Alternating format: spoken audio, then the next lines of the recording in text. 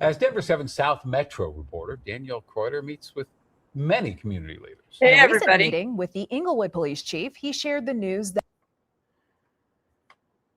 Every single time I get on this platform, StreamYards, it changes. Oh, brother. Bear with me. This could be a very short, majorly interrupted stream or not. We could, who knows? How is everybody? Welcome to a Regan Benson live stream where you never know what can happen. So, I want to share some things with you, and I want to focus on this arrest that occurred last Monday in Englewood. Yeah, do we have people in it? We do. We got people in here. Keeper, how are you? So, I'm trying to stream to multiple platforms, and StreamYards is all different again. So, I don't know. Bear with me, but we got people coming in, so that's great. Happy Saturday. It's going to be super hot here today. I think the high is 100.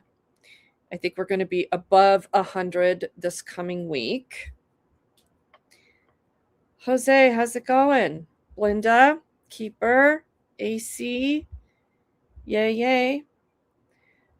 So, a lot of you watched this arrest live because I live stream when I go to public meetings.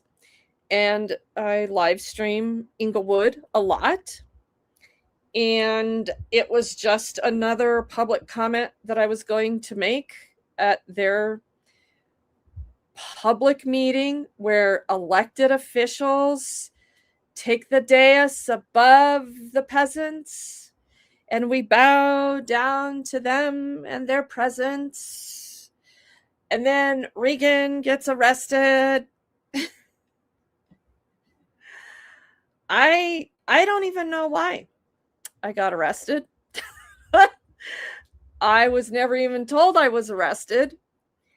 No statute was ever cited about any type of lawful order wherein the chief of police, David Jackson, who has relocated himself here in Englewood, Colorado, under the hiring of Sean Lewis, the city manager of Englewood, who is now retiring after he has bankrupted the city, caused a mass amount of civil rights lawsuits due to his extremely poor leadership. And, Tamara Niles, the city attorney, Tamara T., she just keeps doubling down in telling city council, apparently, allegedly, I don't know what conversations these morons are having, in that you can silence speech at the podium when the public comes to address you in the city council meeting. Now, I'm not going to talk a lot about the particulars of what I know or what I think I know from a legal standpoint, because I'm currently suing Englewood. I don't know if you know that or not, but yes, I filed a civil rights lawsuit for 2 bogus arrests they've already made on me over the past few years, having to do solely with speech. That seems to be the crux of everything. It's like, how do we shut this woman up? I've never been accused of, until Joel Bell came along and got his feelers hurt. I've never been accused of a crime wherein there's an actual victim. Well, still, Joel Bell, he still doesn't qualify. That's the commander of District 3 in the Denver Police Department. He got his feelings hurt too. And I consistently get charged with all these government orchestrated crimes against government, like interference, obstruction, most recently here, trespassing, failure to leave a public building, all those weird laws that the people have allowed the government to orchestrate as a means to shut the people down. It is the us versus them war. We've allowed it. People don't want to exercise their rights. People just want to comply and don't believe in civil protest and redress anymore. To be clear, this is not a channel that promotes violence in any form. We have commentary about history. We have commentary in free speech form, and you're free to do that. Do not threaten violence. You know, I gotta say these things because the government is recording everything I say, and the police are now writing warrants for content from my channel. And that's what they had done in the recent case with Joel Bell over there in Denver. And they wanted to create this case that never really came to fruition. And they were going to solve this huge international ring of people that follow Regan Benson and shut them down. Apparently, the entire metro area, mostly Denver, is very scared of all of you, all 24,000 of you, wherein 35 of you are in here right now viewing my content and hearing my speech. And probably 30 of you are from the government, I would imagine. So, and yes, comments are interesting. Hey, Danny, it's not, yeah, it's a good afternoon for you. I thought you were typing good evening. So, I don't know if I have a mod in here or not, but that would be helpful because YouTube's already blocking comments. And I can't see all of them now because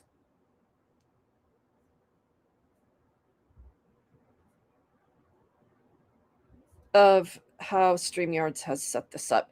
But at any rate, I want to share this with you. This little news story that just popped up yesterday. Assumably, Dave Jackson, the chief of police, did this cute little interview with this little reporter. That's a little hometown hero. Her name's Danielle, and I think Danielle lives in Englewood. She's announced that she's a hometown girl of Englewood. She's probably a transplant from California. I don't know. I'm just throwing assumptions out there, and she's probably lived there for 2 years, and she's going to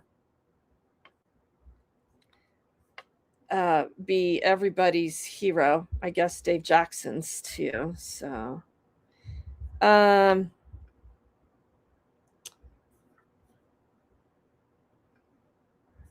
don't know why we can't see this.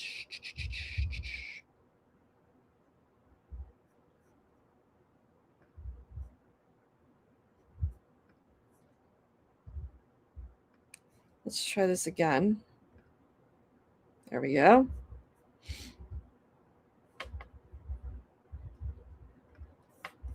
Yeah, so.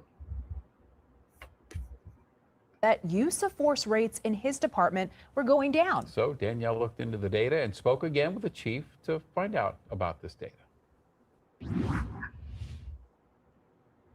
The reality is we still have crime that happens, and we expect our officers to go out there and address crime. Englewood Police Chief David Jackson acknowledges it is not likely their department will ever get to zero use of force incidents as long as violent crime still exists. But according to the data, the number of times Englewood officers have used physical force on citizens has been dropping. The officers that we have are great, and that's one reason. There's also been a huge emphasis on de-escalation. No matter what police department you talk to, you hear that phrase de-escalation used. What does that mean specifically for Englewood? It's a great question, and I do think that the word gets thrown out quite a bit. And the truth of the matter is, taking your time and trying to verbally talk someone down, Another one way that we have done that in the last few years is incorporate our co-responders, which are mental health professionals. The chief says accountability plays a huge role. The Englewood Incident Response Committee that has attorneys on it, that also has peer officers, detectives, etc. We kind of look at each incident. Get out of the car. Last October, this Englewood officer was fired after his actions at this traffic stop were reviewed. He's now facing criminal charges. Digging into the data, we noticed Englewood PD has seen an uptick in car chases. The chief believes new technology could have contributed. We chase violent felons, so we because of the use of technology, we're probably able to identify those a little bit more quickly. The department notes the majority of chases recorded ended not long after they began. We do take these things quite seriously. In Englewood, I'm Danielle Kreuter, Denver 7's South Metro reporter. Are you impressed?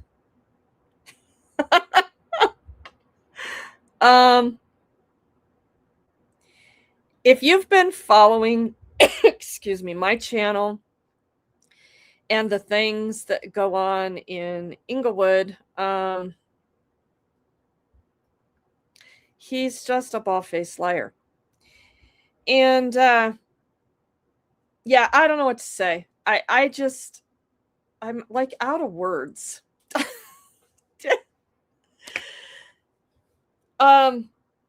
Use of force. Well, how about unnecessary use of force? There, Chief Jackson.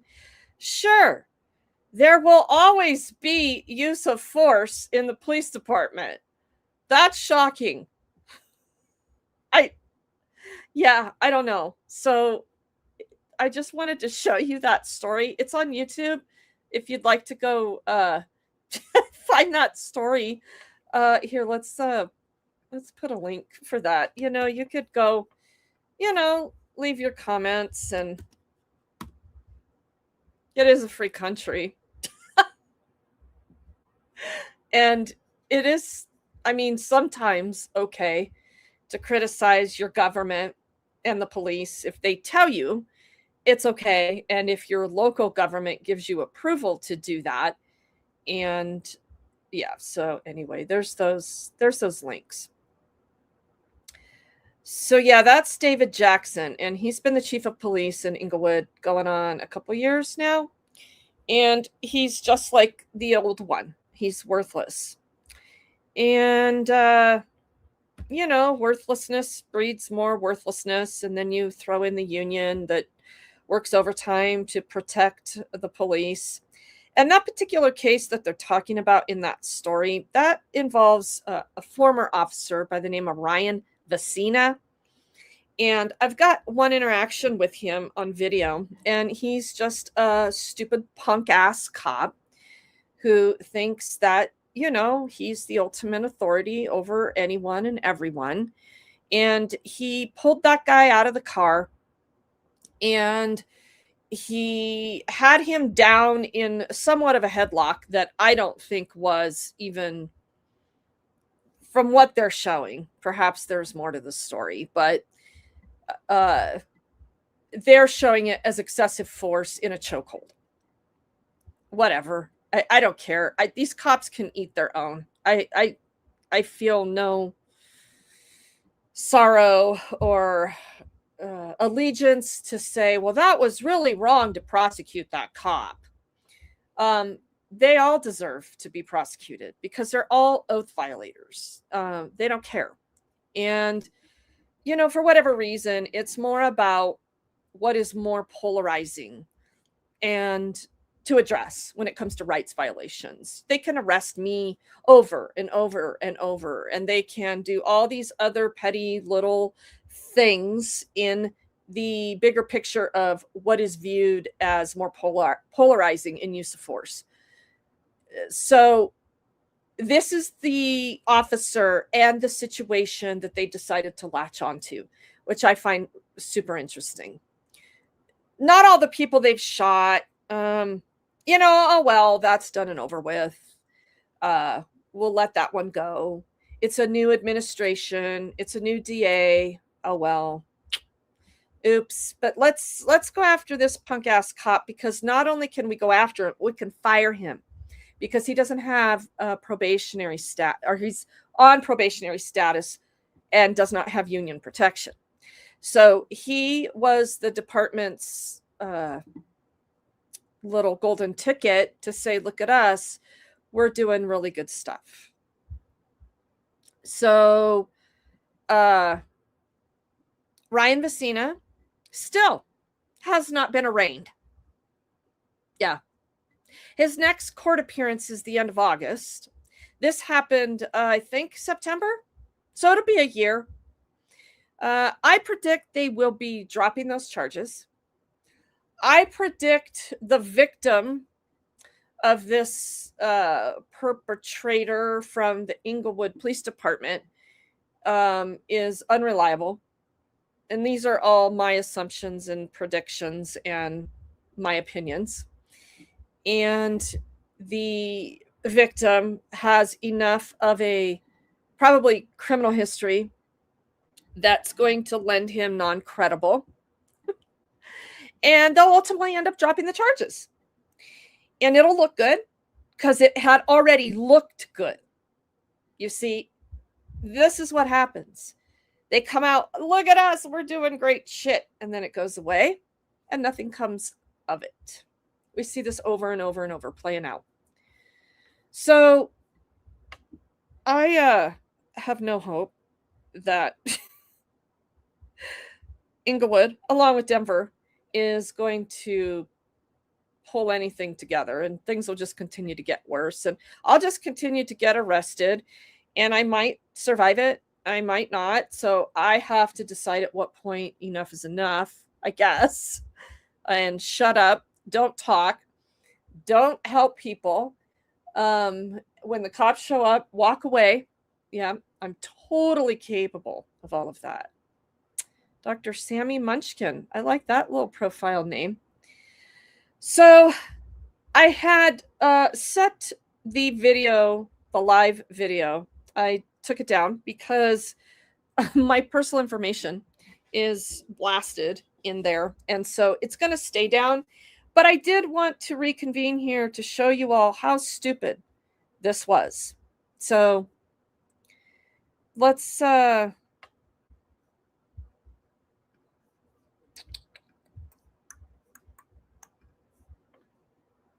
don't know what is going on here.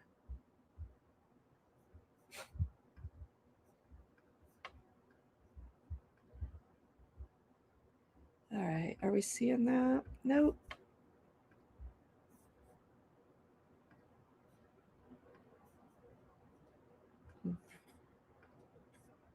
There we go.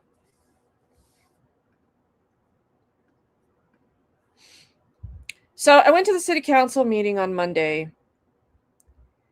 and got out of the car. And here's Dave Jackson's special SUV for him. And here's the arresting car. Yeah, Scott, thanks. You know, watching it live, hard to express in words. Yeah, yeah, it's pretty stupid. It's very, very stupid. So I literally was going to put some things on the record specific to Sean's retirement that he announced days before.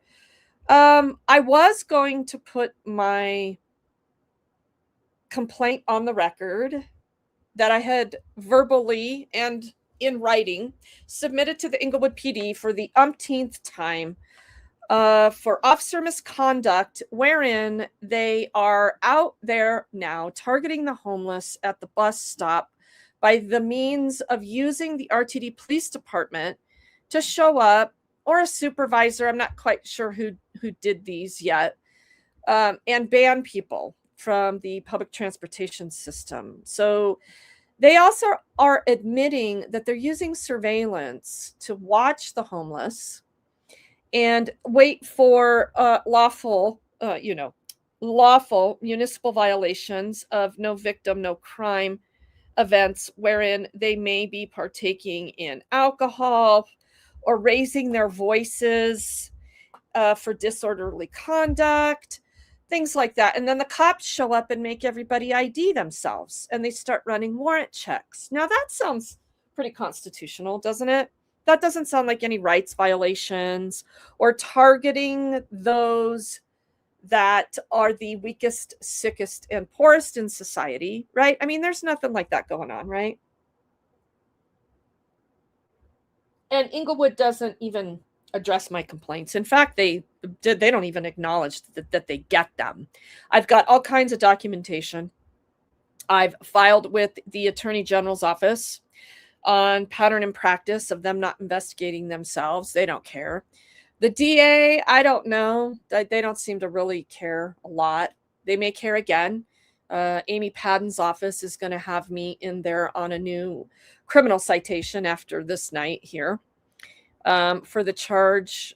Well, I'll tell you what the charges are after a bit. But so anyway, it is my right to go redress my government. And so I'm going to this city council meeting this past Monday to make public comment. And this is how it went.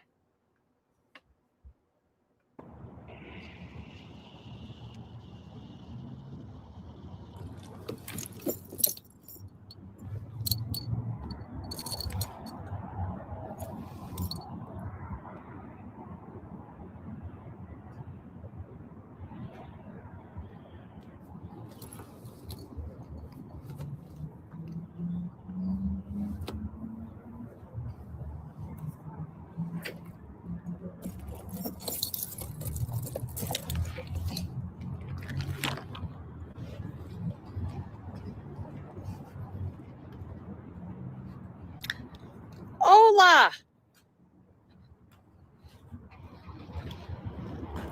Keeper, what's happening? We're going into the Englewood thuggery meeting. I just was taking notice of the arrest car is here this evening. Who's getting arrested? The windows are already down.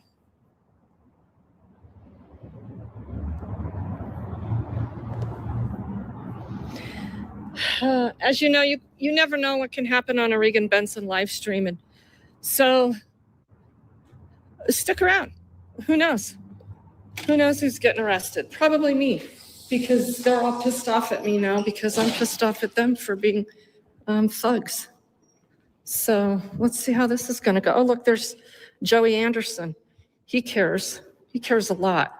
Oh, here comes David Jackson, the chief of police. He cares about people a lot, too. Who's getting arrested tonight? Why is the arrest car here? Are you driving the arrest car? Are you the arresting officer on duty this evening?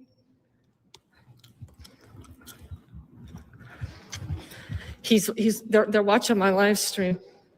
And they're like, oh my God, Chief, you left the windows down.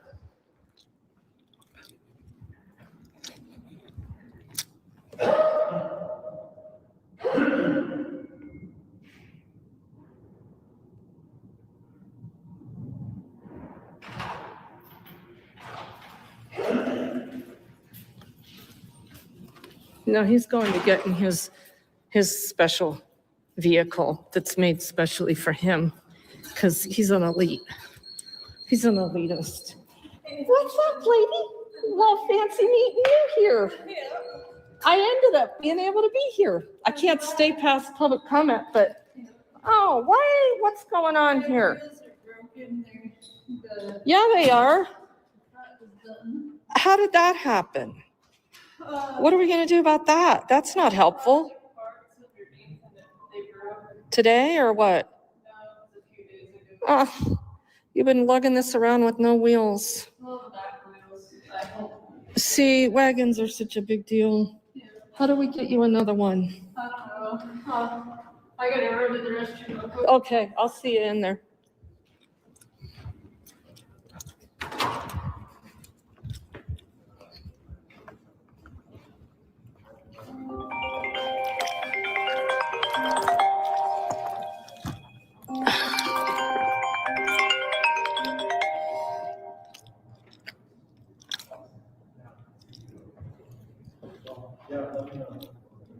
Well, this is a dumb time to call me when you had all day to do that. I'm not answering now. For fuck's sake. Jeez.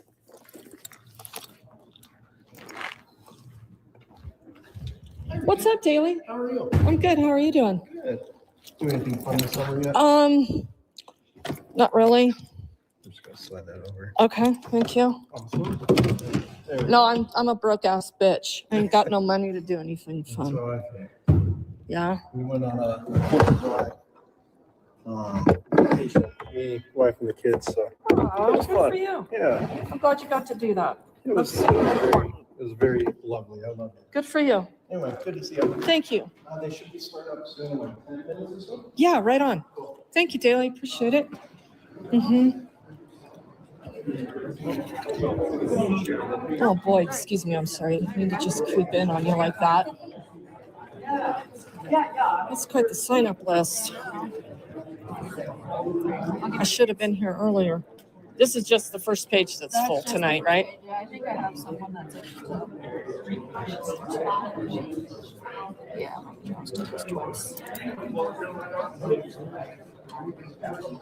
One less. Well, I might make it. Thank you. Appreciate that. What's the public hearing for tonight? It is for non-residential, non-conforming uses. Gotcha. Okay, that's why there's so many here to talk. The public hearing stuff is separate. Right. We'll have public comment first, right? Public comments always first.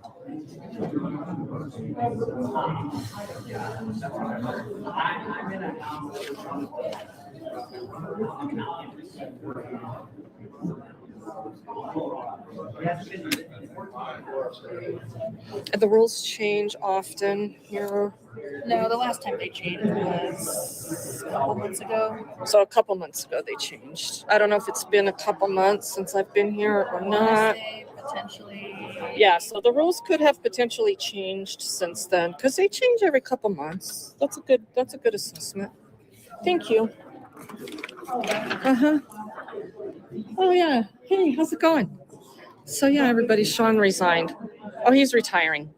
He's retiring. He's run the course of his career. He's done good stuff. So it's time to retire.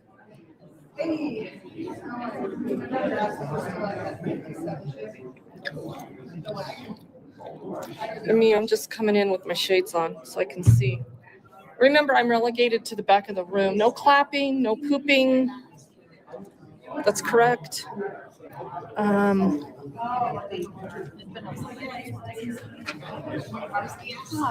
Yes.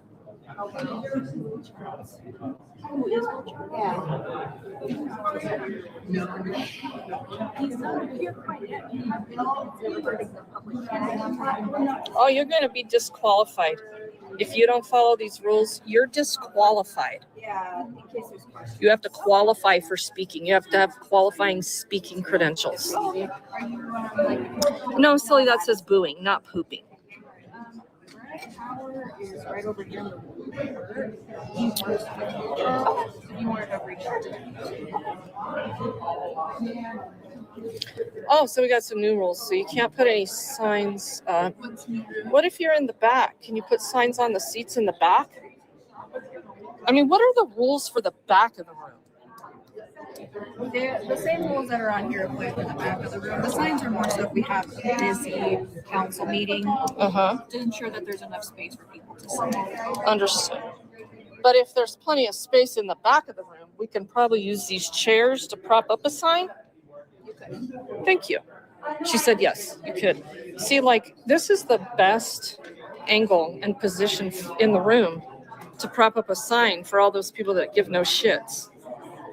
Right? I mean, I'm not here to like make any change. I'm just here for protest and redress to put on the record that we're once again dealing with an out of control police department that's violating people's rights. So essentially, I'm here to make the same shit different day statement that I've been making for quite some time now. And to add that, again, they're ignoring a complaint that I made last week. But I don't know. I hope I have time to attend this whole meeting. during public comment because I gotta go at some point. That's our friend. She was out at our deal on Saturday, and I love what she does.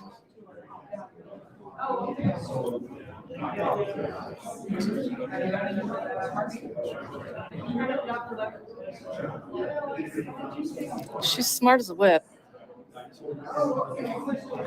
And her wagon wheels broke, so we got to figure out how to get her wagon fixed or get her some new wheels or something. So she has 4 wheels on a wagon. All right. I'm gonna get my sunglasses out on. Wow, you guys, what a day it was today. I should probably go out there and tell you all about it.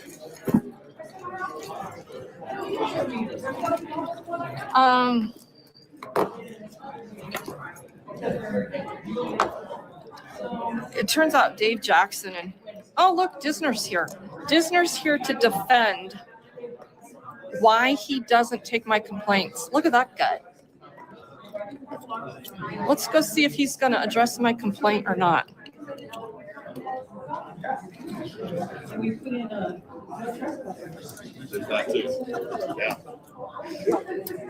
Don't leave that stuff lying around. They're fantastic. Thank you. Good to see you. Actually, somebody opened it. I'm gonna send you a chat. A chat? Yeah, a Teams chat. Okay. Join the meeting? Whenever I want to. Oh, okay. I was just curious. Yeah, it's a great question, isn't it? So are you going to address my complaint or not? Because if you're not, I'm here to do that on the record. We do have your complaint, and we are looking into it. So was I going to get confirmation that you have the complaint? Do you even know what the complaint is? Because you're looking like, I'm sorry? I think you sent that to me. I'm not sure who all you sent that to, actually. Oh, but you are aware of it. Okay, so my complaint is going to get addressed and it's going to be investigated That's right. for the first time in like a couple, 2-3 years. Right on. This is good news. You all heard it right there. That's what I'm talking about. That's the best thing that's happened today. I mean, not that the results are going to be any different. So Tenna was over there. I mean, she apparently wanted to have a private conversation with the popo. And I walked up and she decided she didn't want to have a conversation anymore. And she said she'd send a chat. And I said, oh, were you going to do that during the meeting? Whenever I want. Oh, okay, good. Good. That was a good question, wasn't it? Uh-huh. Because they care about people.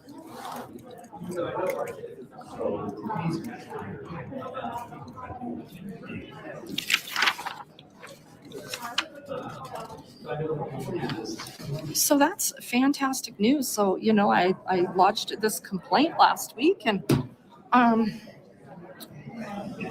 just hadn't got any confirmation that anybody was in receipt of it. So we'll see, like, you know, if the complaint actually gets investigated for a disposition of, you know, we did investigate ourselves and we didn't do anything wrong. So that's going to change my public comment a little bit tonight because now I have to give them a fair opportunity to investigate the complaint. So let's see. I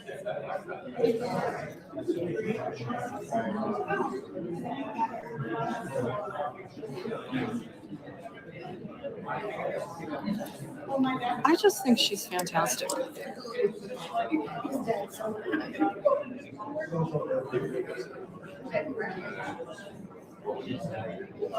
I hope they give her a job. She's good at what she does. Research. She knows the laws. She knows where to look at the laws. She's smarter than half the fucking attorneys that are right here in this room. Not half, all of them. The whole attorney over there. Tamara T. Shh. You're not really going to hear anything, remember? So if you're in here to watch this meeting, you're going to have to go to their actual. Do I have a mod in here? Hey, DJ.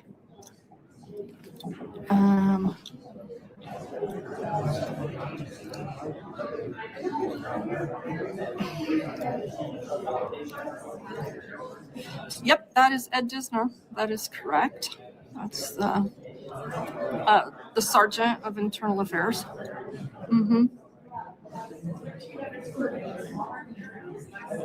Heart attack in the making. Yes.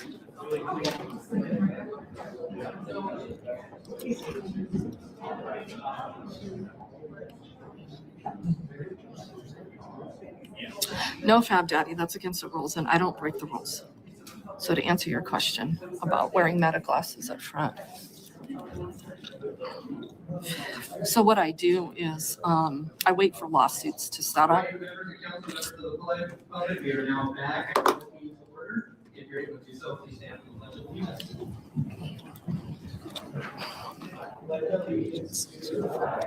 Of the United States of America, and to the republic for which it stands, one nation, under God, indivisible, with liberty and justice for all.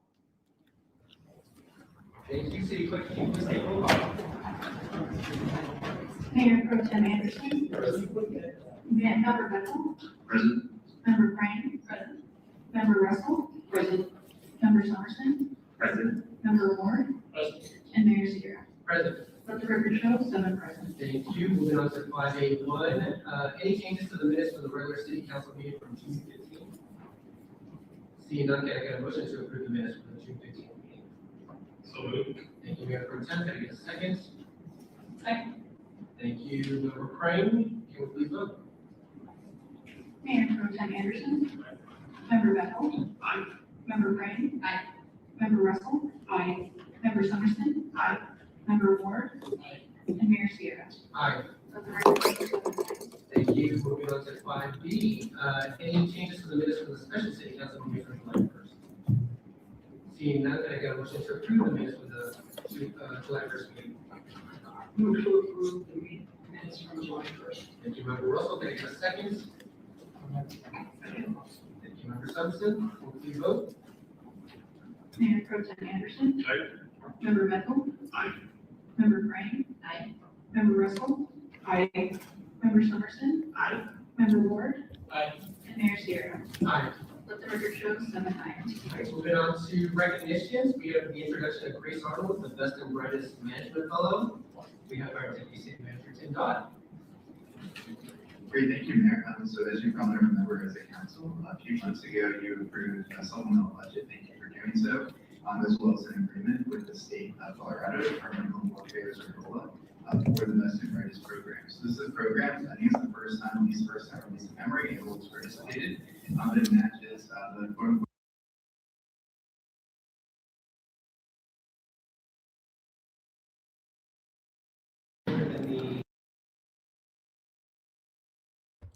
This guy is important here.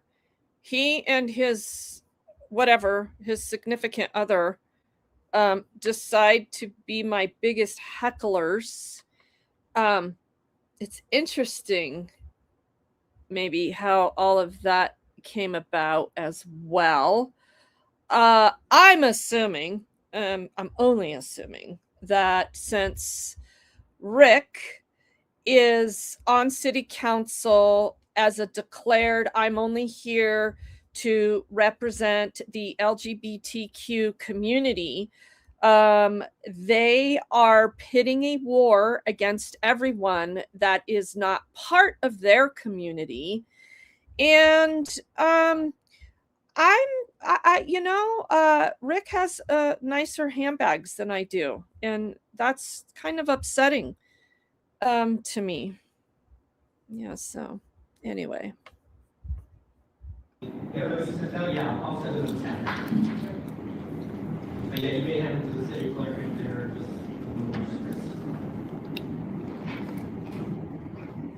Mr. Brown, when you are ready. This is what they don't like. They don't like the camera on them because they are disingenuous. They are up to no good. You got fat ass Ward up there who's a triple stroke waiting to happen, showing his total respect for his position and the people. You got Joey up there, Joey the jackass, and you got Jack the jackass Bethel, that's Joey's best friend. And so these people are agenda-driven fools, if you will. And there's not a lot of good to be said about anyone left up there except Rita. I do think Rita Russell, I love her fiscal conservancy and her ability to have these honest discussions about truly what is not the role of government. And I have a lot of respect for her for that. I also have a lot of respect for her in that she, along with Kim Wright, when Kim Wright sat up there, she was a vacancy appointment, or if I have that right, but she's not up there anymore. So now it's just Rita with sense and sensibility that sits on the city council. And the elections have spoken, and this is what Englewood residents want. They want their taxes increased. They want more fees and regulations. There's no businesses left in Englewood. They have a main street, and there's some restaurants that get special favors by government. And Walmart, the only place in pretty much central Englewood where you can get groceries. Yeah, so the people have spoken in Englewood. This is their government. This is what they want, and these are the elected officials they want. Do I need to turn this on? Yeah, just there you go. It's on. Okay, and then we'll just start the clock here in a second. When you're ready, go ahead. Thank you. Good evening, Mayor Sierra, Pro Tem Anderson, and members of the City Council and City staff. My name is Mark Brown. I live at 3291 South University Boulevard, near the intersection of South University Boulevard and East Point Avenue. I'm here tonight because the traffic conditions on South University Boulevard between Hampton and unsafe. The intersection of South University and East Point and East Port is dangerous. This is not theoretical. Over the last year, vehicles have crashed into residential properties in this area, including my home, located at 3291 South University Boulevard, and the property at 2398 East Point Avenue. Most seriously, this same quarter recently saw a traffic fatality at South University Boulevard and East Point Avenue. Me. I don't like cars. I have a bus stop in front of my house. I'm tired of traffic. I'm tired of these terrible things that go on the streets. Me. And it turns out that me, and my me friends, we called Denver PD District 3, which sits on the border. Well, we didn't call them. We had to call the city council member, who can't respond to Regan Benson, but she can certainly respond to these fine fellas over here in Englewood, where she doesn't even represent them, and orchestrate a meeting of the me's and the me guys to talk about me things. This is Rebecca Kramer. She gives a nice delivery. She tells Sean to take his stuff with him when he leaves. Well, she doesn't really do it that way. She doesn't do things the way I think she should. She's very critical of me, not saying things the way she would. She says things the way I wouldn't, and I would be way more direct in telling Sean to cram it. And is even appropriate under communities.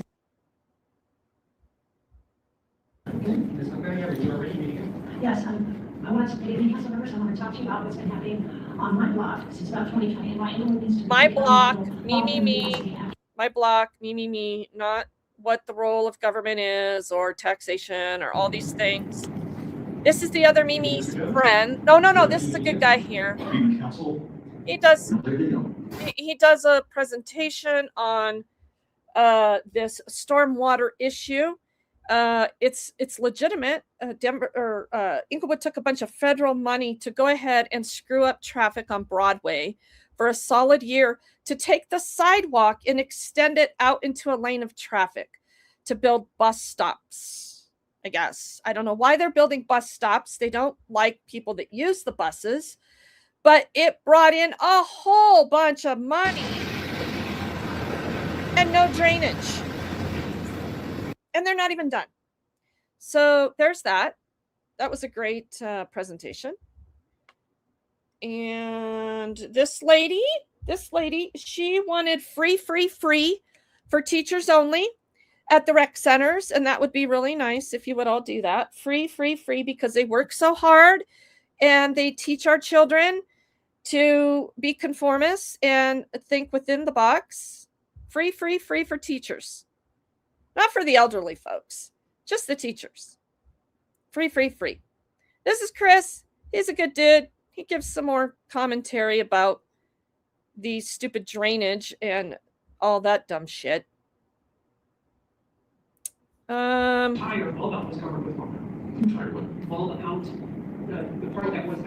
So typically they ask for any questions after giving public comment, and lo and behold, nobody ever really has any. Well, nobody has any questions for me ever. This is Doug. He's a historian.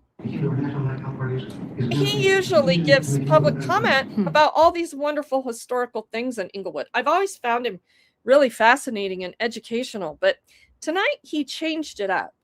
And he came to this meeting to tell Sean Lewis what a wonderful person he is, and to announce to the world that Sean Lewis couldn't be a better thing for Englewood.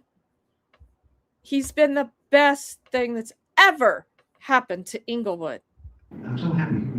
Wow. And he was his neighbor. Blah, blah, blah, blah, blah, blah, blah. Nice job, Doug. I'm glad you went up there and spoke, and everybody respected your right to do it. And that the mayor engaged with you as a disruption to the meeting. That was nice. That's funny. It's hysterical. And here comes the best speaker of the night. Oh, it's my turn. Right on.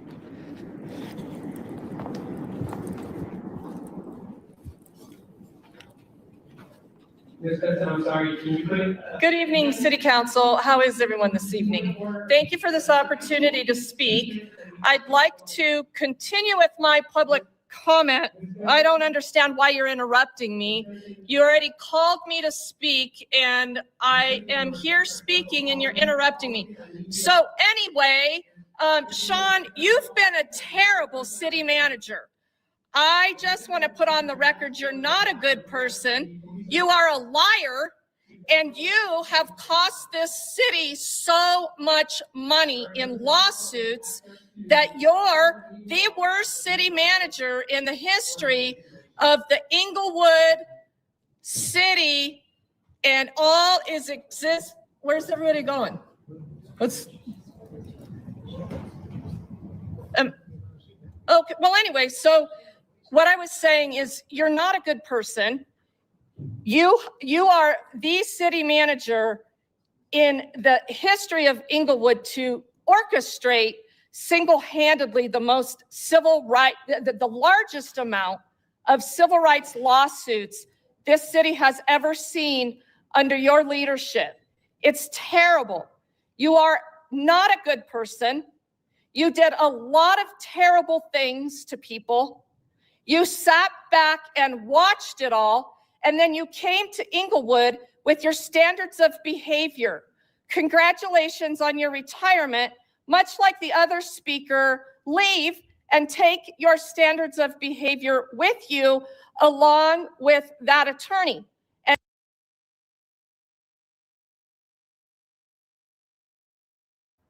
that attorney being her, you know her? That's Tamra. These two are being sued in federal court for orchestrating, we'll just call it bullshit. How's that? And everything will be fantastic again. as far as a clean slate goes. That would be the best thing that could happen in Englewood. Oh, and also, I am for universal everything. I think we should ban cars. I think people that don't like living here in Englewood and get better results from Denver should move to Denver, because Denver, I'm from Utopia. Things are perfect in Utopia. I think Denver is a fantastic place for people that want universal everything for everyone, to include endless amounts of cops with guns and badges and qualified immunity, which, by the way, we haven't abolished qualified immunity here in the state of Colorado. So that's not factual. So if anybody's saying that, please stop saying that. That's not happened. Cops have qualified immunity here, right here in Englewood too, but I was also here to say that Englewood wasn't going to investigate my complaint that I filed with them at the police department for rights violations along the lines of the ADU situation, wherein the cops here in Englewood are partnering with RTD, Mayor Sierra, and they are getting RTD to come out and violate people's rights and ban them from the bus system. The public bus system. Can you believe that, Mayor Sierra, Joey, Steve, Jack? Thank you, Rick and Rita, for staying for public comment and respecting our rights here. I think that's fantastic. The microphone is still green and I was called to speak, so I'm just going to keep speaking. Yeah, so Englewood is a great place if you like universal everything for everyone. And yeah, I don't know. If you don't like it here, move. If you hate the homeless, this is a good place for you to stay. You know, Sean, he's done a lot of great work with criminalizing the homeless here in Englewood. We should thank him for that. That's been a good thing you've done in your tenure here, right, Sean? Yeah, and you remember that day you banned me from the swearing in, the public meeting of the swearing in of the new chief of police? You were really good that day too. You were a good leader, but that's great that you were out making friends and you got Doug here to say that you were fantastic. And why do I need to leave? Because your 3 minutes are up. If I don't leave, well, I haven't been told that I can't speak anymore. Okay, the green light's off. I've been instructed to tell you to leave, okay? The green light is not off. In fact, it's still on. And if I don't leave, We need you to leave. no, if I don't leave, We're not gonna argue about it. well, what if I don't leave? You need to leave. No one has recognized that I can't speak. I don't understand. The 3 minutes has expired. When did it expire? I didn't, It is time. the clock didn't It is time. for you to leave. leave. What's going to happen if I don't leave? Is this a lawful order? Can you cite your lawful order statute, please? Just leave. Nobody wants to hear this. Well, you can leave too, so just shut the fuck up. Everybody It's stop. pretty simple. Stop. Fuck you. Everybody stop. You don't like it here, We're gonna be move. civil. Everyone stop. Goodbye, sir. Oh, she's trespassing. Well, wait a minute. This is not a lawful order? This is not a lawful order? The chief's gonna go grab the security department. They're gonna. Oh, okay. So anyway, oh, I see Rick left. So here in Englewood, the cops, they go out and they violate the rights of the homeless and people that are disabled. They call RTD police and have them cited for nothing except a ban from the public transportation system. That's because Sean Lewis is a really good city manager and has always led with caring about people because he leads with faith. He does exactly what Jesus would do. I see Rick left. Why did Rick leave?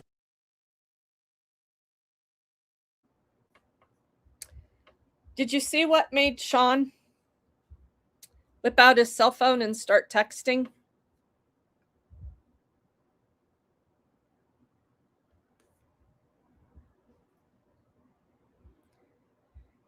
What a shame, Daly.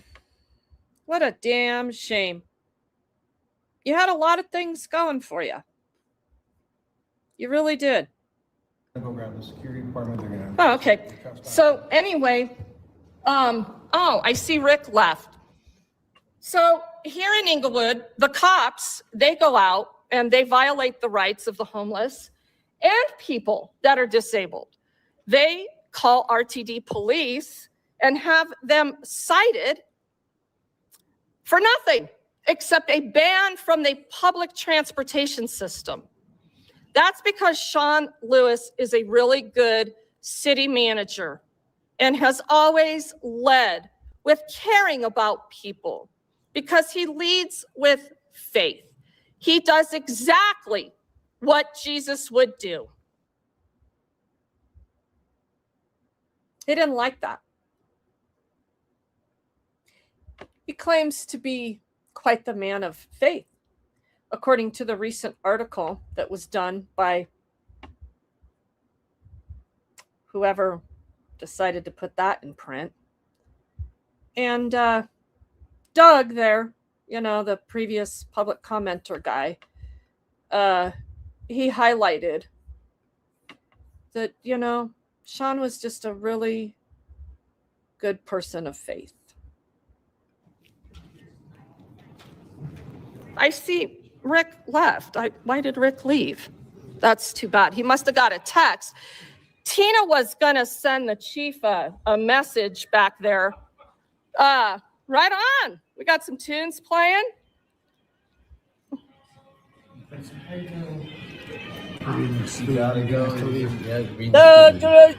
I'm sorry, what? Is this a lawful order? What is the statute that you're citing for your lawful order? Absolutely. What's the statute that you're citing for your lawful order? Are you police? Look at Jackson. Listen very carefully. He is now telling Allied, tell her she's trespassed. I couldn't hear any of this as it was going on. I couldn't hear anything. They're all mumbling and talking over each other. It's taken me 50 listens to get to understand what in the hell was even being said. And none of it makes any sense. Right now, trespassing. So, yeah, you want to, so you're soliciting a trespass? Yes. Yeah. The police are soliciting a trespass with the city of Englewood to have me banned from making public comment. This is interesting. Does anybody want to cite any statute? Did you want to cite statute? What is going to happen if I don't leave? Look at these idiots. Look at these idiots. Just like the historical context of all of this. Is this, it's so surreal. I'll tell you in a minute what they eventually came up with, Chris, but right now, look at this.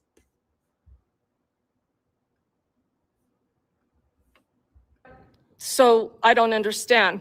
You haven't trespassed me. You don't know who I am. You haven't cited any statute. You don't know who I am. That's fact.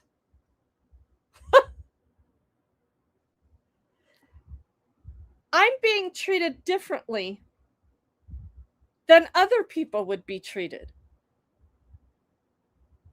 at the public meeting. Why?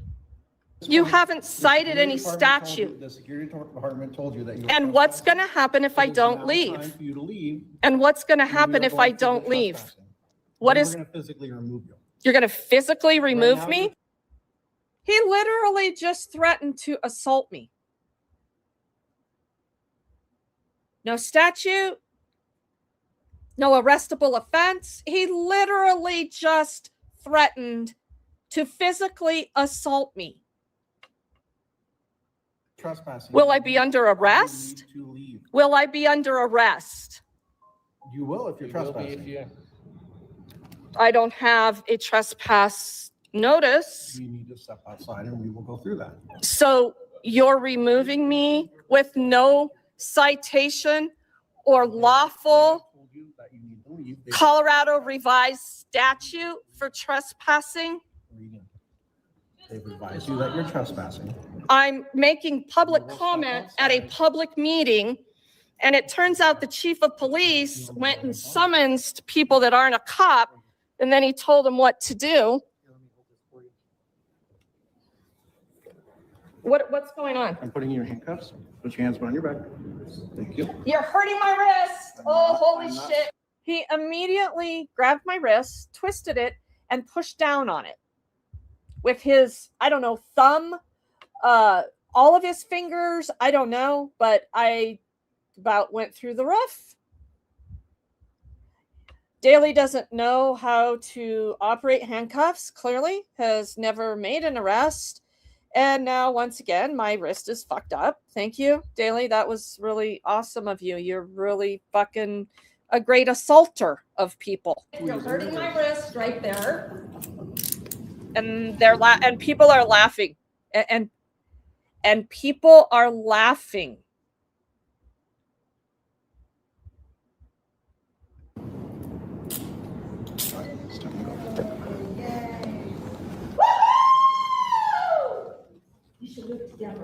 You're ridiculous. Yep, I will have somebody grab your stuff. I'll grab it. I need a drink. Whoa. We're going to step outside. I told you it's time to leave.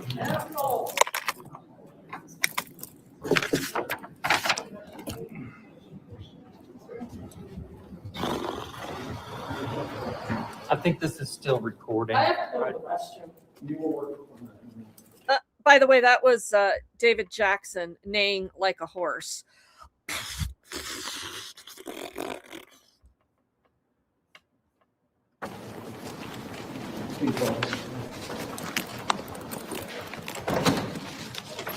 Reagan, I'm going to hit the end button. No, you're not. You don't have permission to turn my phone off. You don't have permission to turn my phone off. And you did it anyway, huh? I'm not sure if I did. Is she under arrest? Yes. What's the charge? I don't know what I'm under arrest for, but is it trespassing? All right, I'm going to go back in so the mayor can bring the meeting back forward. Counsel, attorney, lawyer. They said I was. So the chief instigator who ordered all his warriors to go do this is now going to go back into the meeting. While this fucker, yeah, don't even get me started here. You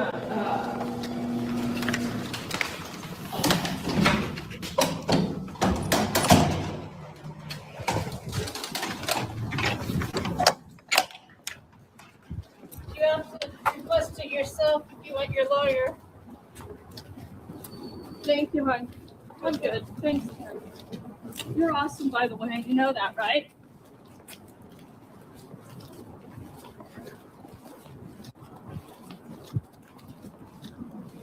Seriously, I had surgery on my wrist, so I'm not fucking around. Look at that. I will See check the it. scar? Hold on, let's get to the. Yep, let's get to the car. Make sure they're not too tight. Fit a whole finger through. Just gonna double lock it so it doesn't tighten up on you, okay? Check the other one. I can fit a whole finger through on that one. Double lock. Have a seat for me for right now. I'm going to put your property right in front of you on the seat in front, okay? Can you turn air on? It's hot as fucking here. I will get the air on. Give me just a second to do that, okay? Can you leave the door open until you do that, please? In a second, if you don't mind standing with her, or right now, I'm just gonna close, okay? Daly doesn't know what to do.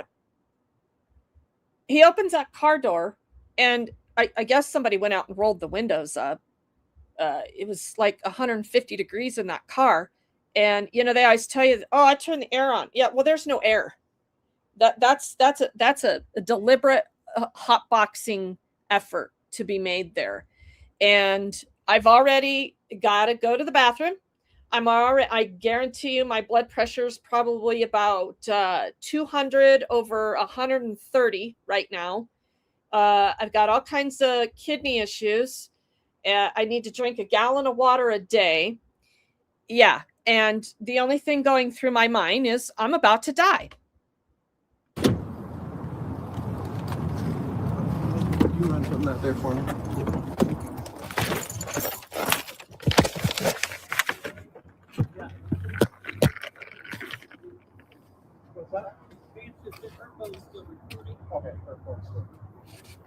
You hear that? Jackson comes back out and yells, "Yeah, her phone is still recording."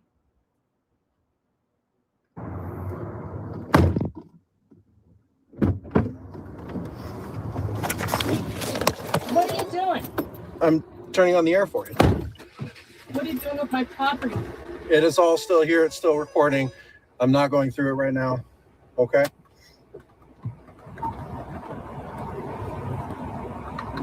All right, I have max AC, okay? I feel nothing. What's that? I just need...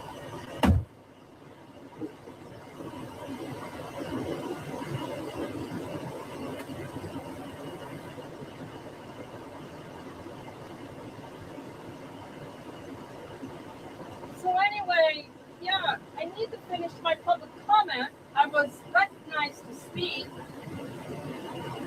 I need to drink the water back. Yeah, my water bottle right there.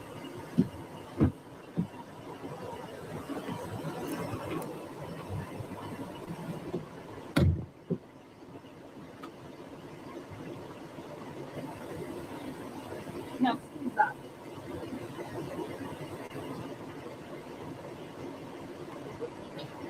Thanks, Daly. Yeah,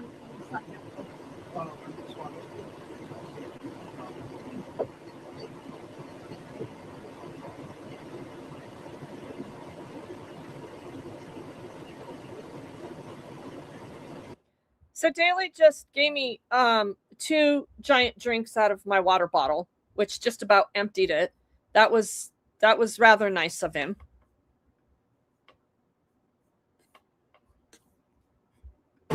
Why you doing that, Daly? Why did I leave you alone? I like you. Now I'm not gonna like you anymore. I'm leaving you alone. No, you're not. You're getting no parts. He's gonna call the orders. This is why nothing is ever gonna change. And you will continue to perpetuate the war on the people. You signed up to the government's party, and you're doing a really good job. This is me lecturing Daly right now and letting him know how disappointed I was in this thought process of mine that he may have signed up to do this job for the right reasons. He didn't. At it, and shame on you. You sort of uphold my rights. You did that. No, you don't. Because if you got it, you wouldn't be doing this. You would have told the chief of the hey bitch, what are you having this bitch try? And what I was finishing trying to say to him before they had Mari Stober come over to the scene and start driving around because she had just followed my husband over there. So don't tell me that we are not being gang stalked, is the proper term, by all these gang members. And what I was finishing telling Daly was, If you understood this, Daley, which he claimed, he kept saying, I understand. No, you don't. You're mumbling shit. And if you understood, you would have told the chief to go get fucked and do this himself. Daley's been on the force long enough. If the union was truly interested in supporting the police, they would be supporting the police in upholding the rights of the people and how they act in upholding their oath. But that's not why Daley signed up. So he's unstable. He's an order follower, just like the rest of them. Your court. Fucking bitch. So back to you. Yeah.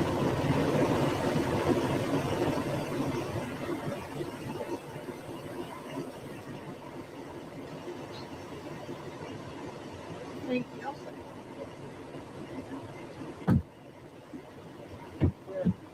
Let it go, Bob. It's okay. It's all right. Really? Get your phone out and record. Go. Now, my husband is trying to make sure I'm okay, and he's coming too close to Daley, and now I am afraid that Daley and Stober are going to shoot him. And you can go ahead and call that an exaggeration. I don't care. It's a reality. And they do it daily, and then they, of course, tell their story, and it's all justified. And I am sitting in handcuffs in a fucking cop car with the vision of my husband getting shot to death right now. Go! She's a twat. She's the twat.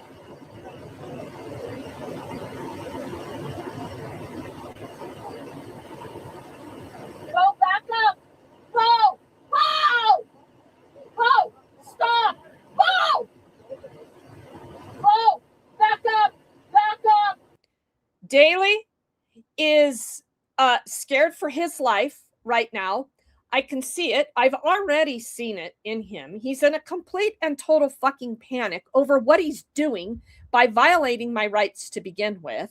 You've got this other dumb bitch who likes to blow me kisses, who likes to target the homeless. She's now shown up, and my husband is getting mad now, and he's raising his voice.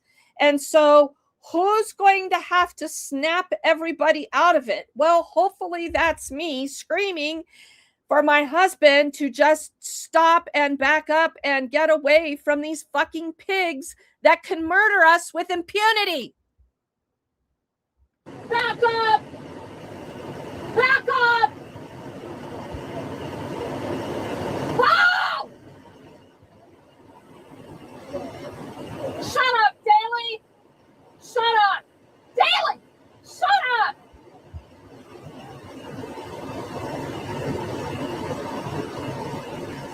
You fucking thugs! Shut up, bitch! This is what I'm talking about with you guys! It's because you perpetuate the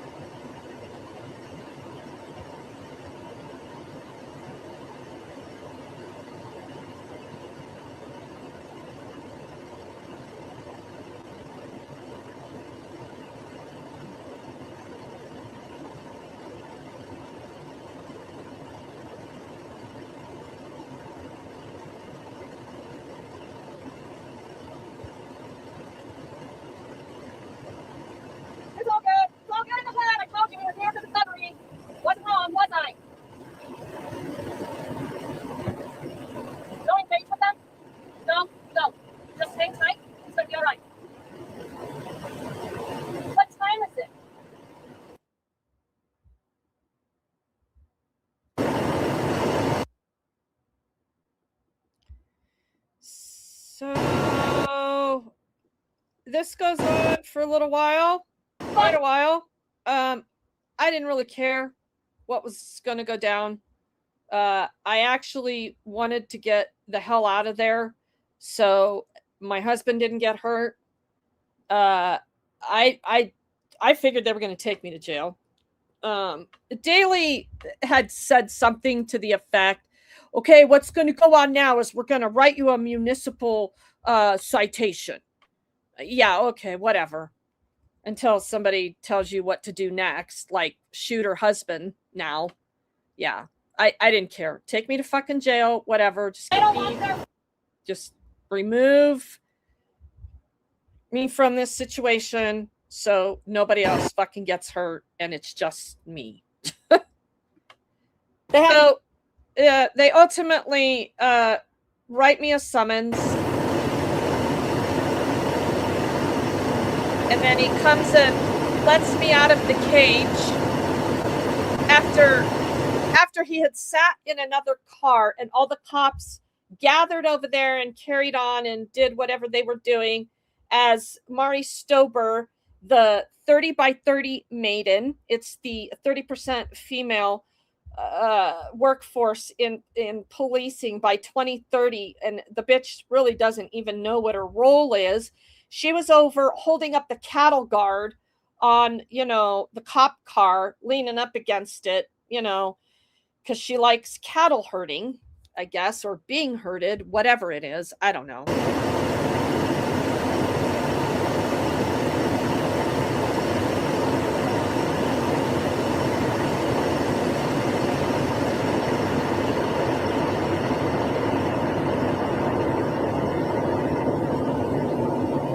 Trying to put on display that you're both violating. I'll let you grab that.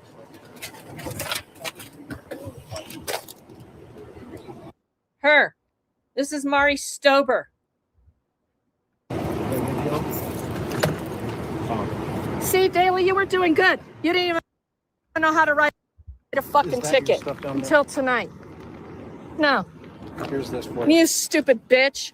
They have you show up so you can escalate the fucking traitor situation. Here's the traitors, everybody. More Englewood. This is Officer Daley, who I really thought was pretty fucking awesome until tonight. And then he proved that he's just a fucking order follower. And then this stupid bitch. We already know what the fuck she's about. You're excluded for 90 days. Yeah, fuck you. So, yeah, that's that.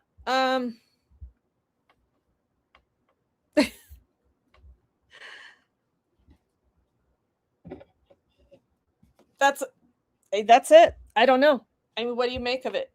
She's the 30-30 maiden. It's 30% female by the year, 30% female workforce in law enforcement by the year 2030. That was that slogan, and that they're still running with about putting a bunch of women cops out on the street. So they too can be just as paranoid as the men that can't handle their junk, right? So we'll put a bunch of women out there that will blow people away because they'll be justified in their shootings too, because all you have to do is fear for your life and say that that's why you had to shoot somebody. And so Daley and her, what a wicked combination of the government's army to have out there in the parking lot. And then eventually the other members of the government's army, Gavin Falatko, who I had it out with earlier in the day. Isn't that ironic? Falatko, Stober, and I think that their Sergeant Shelley, they all show up. And just sit there and stare at me. Nobody does any intervening. Nobody tells the chief of police to kick rocks and do it himself and arrest me. Why would you swear upon an oath to do that? Why would you take an oath to uphold my rights and then turn into the world's biggest order follower of Dave Jackson, the chief of police in Englewood? that obviously cares tremendously also about officer morale and ensuring that, you know, he is in a position to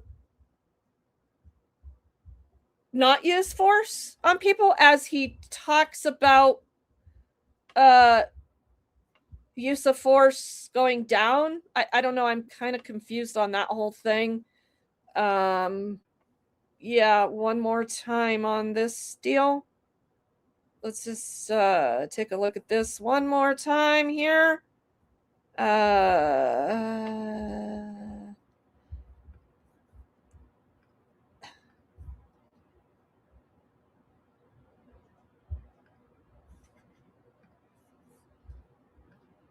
The reality is we still have crime that happens, and we expect our officers to go out there and address crime. Englewood Police Chief David Jackson acknowledges it is not likely their department will ever get to zero use of force incidents as long as violent crime still exists. But according to the data, the number of times Englewood officers have used physical force on citizens has been dropping. The officers that we have are great, and that's one reason. There's also been a huge emphasis on de-escalation. No matter what police department you talk to, you hear that phrase de-escalation used. What does that mean specifically for Englewood? It's a great question, and I do think that the word gets thrown out quite a bit. And the truth of the matter is, taking your time and trying to verbally talk someone down. You know, another one way that we have done that in the last few years is incorporate our co-responders, which are mental health professionals. The chief says accountability plays a huge role. The Englewood Incident Response Committee that has attorneys on it, that also has peer officers, detectives, etc. We kind of look at each incident. Get out of the car. Last October, this Englewood officer was fired after his actions at this traffic stop were reviewed. He's now facing criminal charges. Digging into the data, we noticed Englewood PD has seen an uptick in car chases. The chief believes new technology could have contributed. We chase violent felons, so we because of the use of technology, we're probably able to identify those a little bit more quickly. The department notes the majority of chases recorded ended not long after they began. We do take these things quite seriously. In Englewood, I'm Danielle Kreuter, Denver 7's South Metro reporter. And Danielle found this.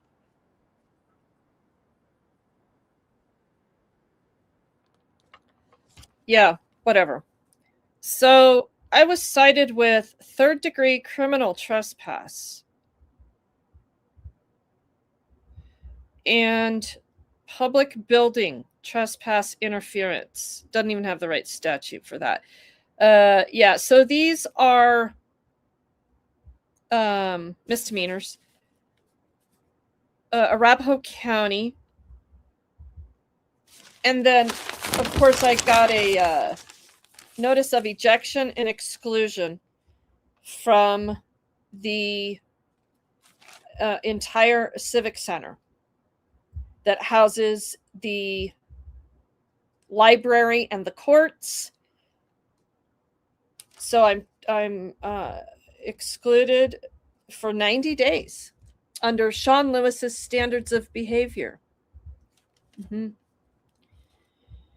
90 days, a tier 2 violation, and the following offenses at the public location, as written by Officer Daly. Third-degree criminal trespass. You were asked to leave and refused.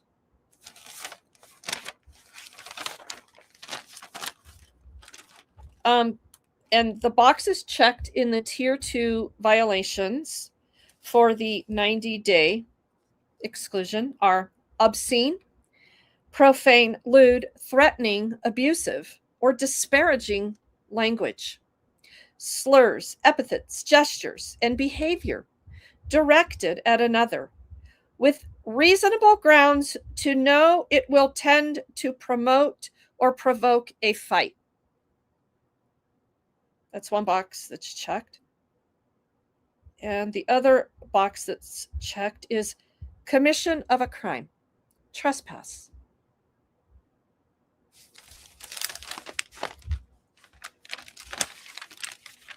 I don't know how you are trespassing at a public meeting when you're there giving public comment and then the city council adjourns. I don't know, or not. Did they? I don't know.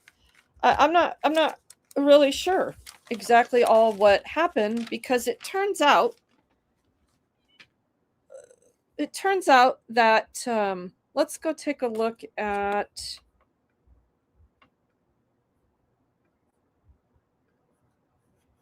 the Englewood City their YouTube page and all of their good transparency when they're recording the meetings and replaying the meetings.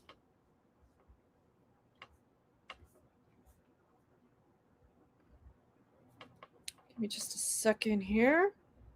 Let's take a look at this.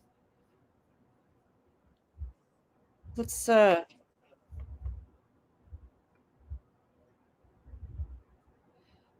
think it's important also that you hear Doug's comment that he left about Sean.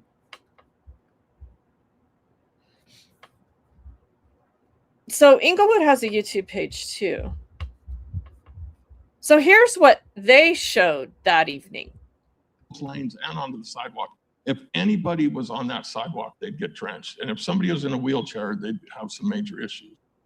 And on the way down here tonight, I stopped and take a picture. And there's tons of dirt that are sitting in the gutter and on the ADU ramps from that runoff. And it's only rained twice. It's only rained twice. Okay. Thank you. I appreciate that. Any further questions from members of council? Seeing none, Mr. Duas, thank you very much for your time tonight. You're welcome. Up next is Mr. Doug Cohn, a District 2 resident.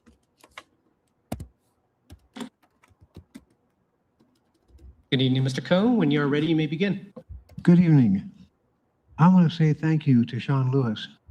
When I heard that the new city manager bought a house on my block, I was kind of nervous. I'd fought with two earlier city managers and their visions for the city. I was pleasantly surprised. Sean's been a good neighbor. He cares about the neighbors.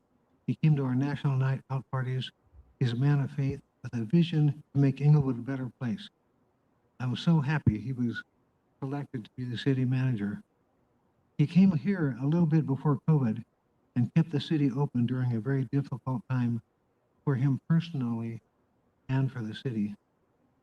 He led us through some tough maintenance neglected for years.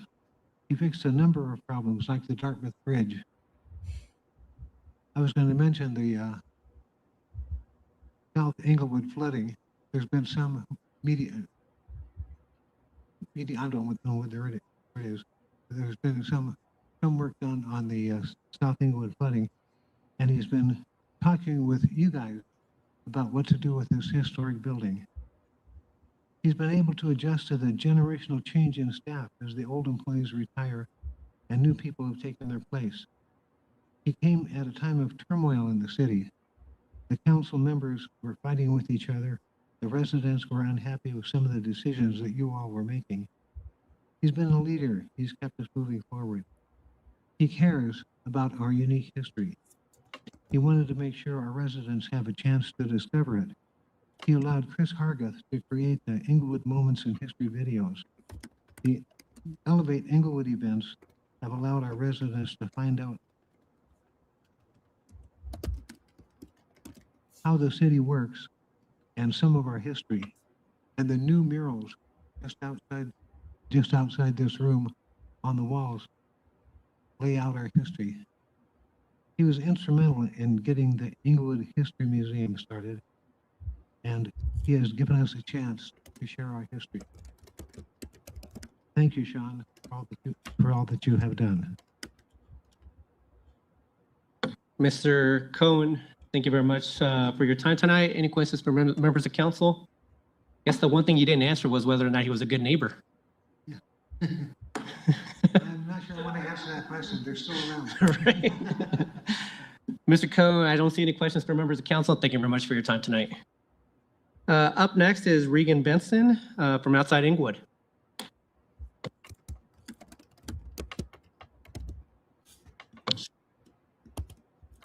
Ms. Benson, I'm sorry. Can you put Good Ms. evening, Benson? City Council. How is everyone this evening? Point of order. Thank you for this Members of council. opportunity to speak. Ms. Benson, I need you to put your phone down. I'd like to continue with my public comment. Ms. Benson. I don't understand why you're interrupting Ms. me. Benson. You already called me to speak, and Ms. Benson, you are against our council policies. I need you to.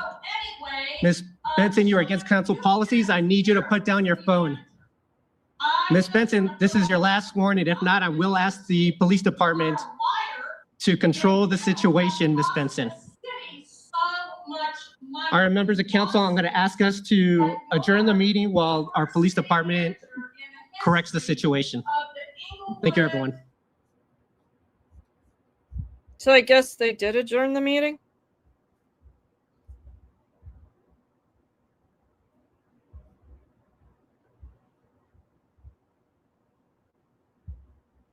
Oh, you mean to tell me it went silent?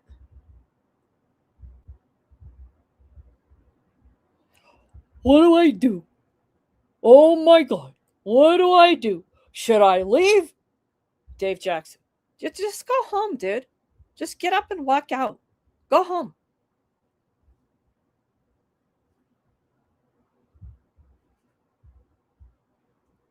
Can't hear. Can't hear what's going on right now on the record of your meeting. Oh, I guess it doesn't matter that you adjourned. Well, it's sure a good thing that I was recording the police and everything. It sure is a good thing that I exercise my First Amendment rights at public meetings when I can. I don't know. Oh, the First Amendment is canceled, Chris, in Englewood? No booing, no clapping, but only for them. What's going on? How come there's still no sound?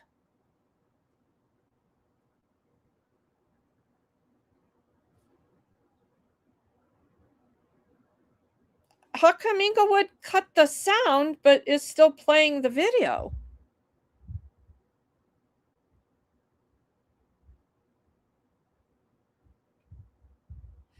I don't know. Class X, no. I don't know. You could go back and read that sign.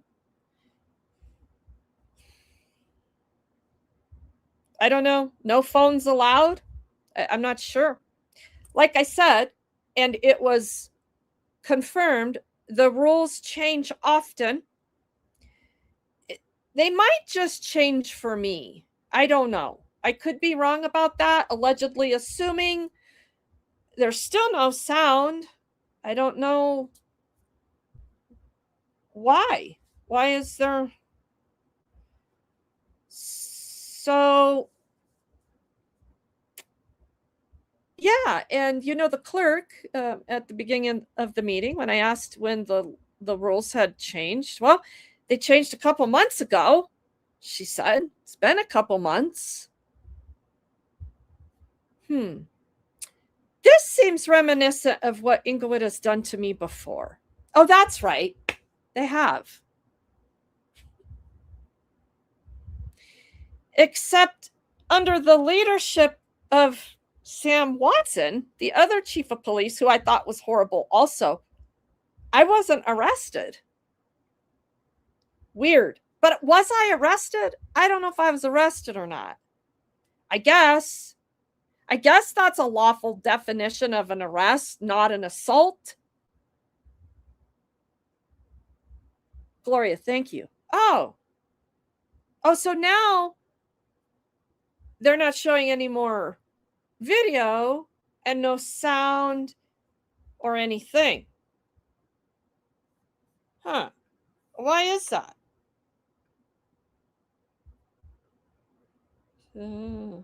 Oh, are we back? Just do away with the disruption. So apologies for that, everyone. We are now back. Wait, what? Moving on to the... What was the disruption? Hold on. Let's hear that again. There was a disruption?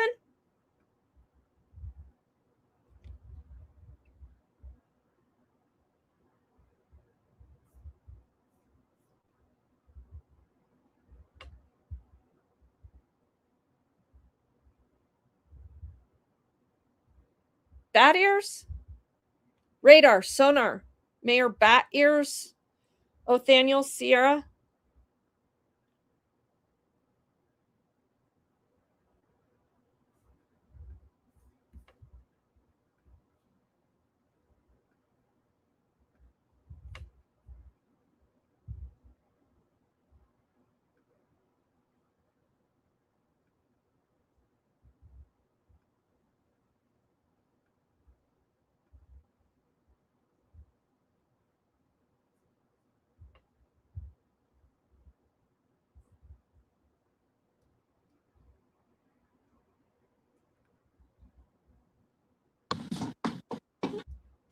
All right, members of the public, we are now back. Apologies for that. Anytime we have a disruption to our council policies, we have to recess in order to just do away with the disruption. So apologies for that, everyone. We are now back.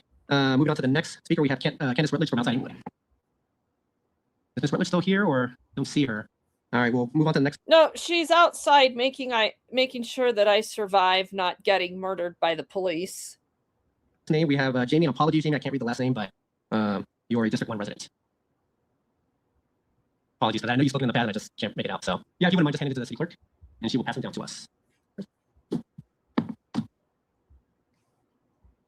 right, when you are ready, you may begin. Oh, actually, yeah. Apologies for that. So. There's a disruption to the meeting. No, I think she's going to get you started once you start speaking. Good evening, members of council. My name is Jamie Indigo. I'm just 3, lovely neighbor, and repeat officer. As of late, I'm going to bring up a profound concern I had from our last council meeting. During that session. Actually, let's see. Apologies. Thank you, members of the public. Let's see. I'm not sure if we haven't corrected it since the last speaker. Can you speak into it again, Ms. Indigo? Yes. How's this? Is that better or still low? Okay. Test.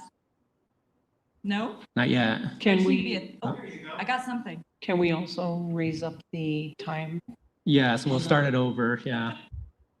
Try again, Ms. Indigo. I don't know if. Are we good now? There we are. Wonderful. All right. Thank you all. All right, Ms. Indigo. Good evening, members of City Council. I'm Jamie Indigo from District 3, and I'm standing here tonight to express my profound. I guess there was a disruption to the meeting. All the sound, all the flashing lights, all the disruptions. I don't know. I don't know what's going on. Do you know what's going on? Oh, that's right. A lawsuit is going on. Let's talk a little bit about that real quick. And yeah, here we go. Look at here. Just in case anybody wondering, this is all public information. You do have to set up an account on Pacer, and so you're able to access this stuff. It's a confusing website, even after, 10 years of using it.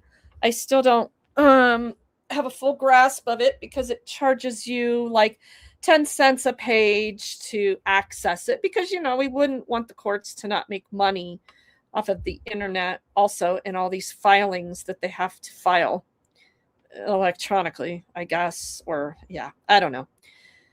So here it is, Regan Benson versus the City of Englewood. Here's our judges. Here's the case number 125 CV01571. This was filed back in May of 25. This is a 1983 civil rights lawsuit. I am the plaintiff, and these are the defendants. These are my attorneys. These are their attorneys on taxpayer dime. Here are more of the defendants. Tamara Niles, who happened to be the same attorney there that evening. Othaniel Sierra, who happened to be the same mayor there that evening. We had defendants, Joe Anderson. He's terminated. He was released from the lawsuit for now. Here are the rest of the defendants. Sergio Renteria, who now works for George Brockler in the 23rd Judicial District, or at least at last check, he worked for George Brockler. If George was smart, he hopefully has fired this lying scam artist piece of shit. But I don't know. I mean, it's government. He probably gave him a raise. He probably told him, good job. So Sergio used to be under Tamra as an attorney for essentially giving the police department advice. Well, that worked out real good. Next, we have Bethany Lafferty. She no longer works at the library. And Corinne Barnett, she no longer works at the library. They are still defendants in the lawsuit. Here's another defendant, Jean Mulder. She is an Englewood police officer. She still is employed by Englewood PD. Here's another Englewood PD sworn peace officer in the state of Colorado, Aaron Glee.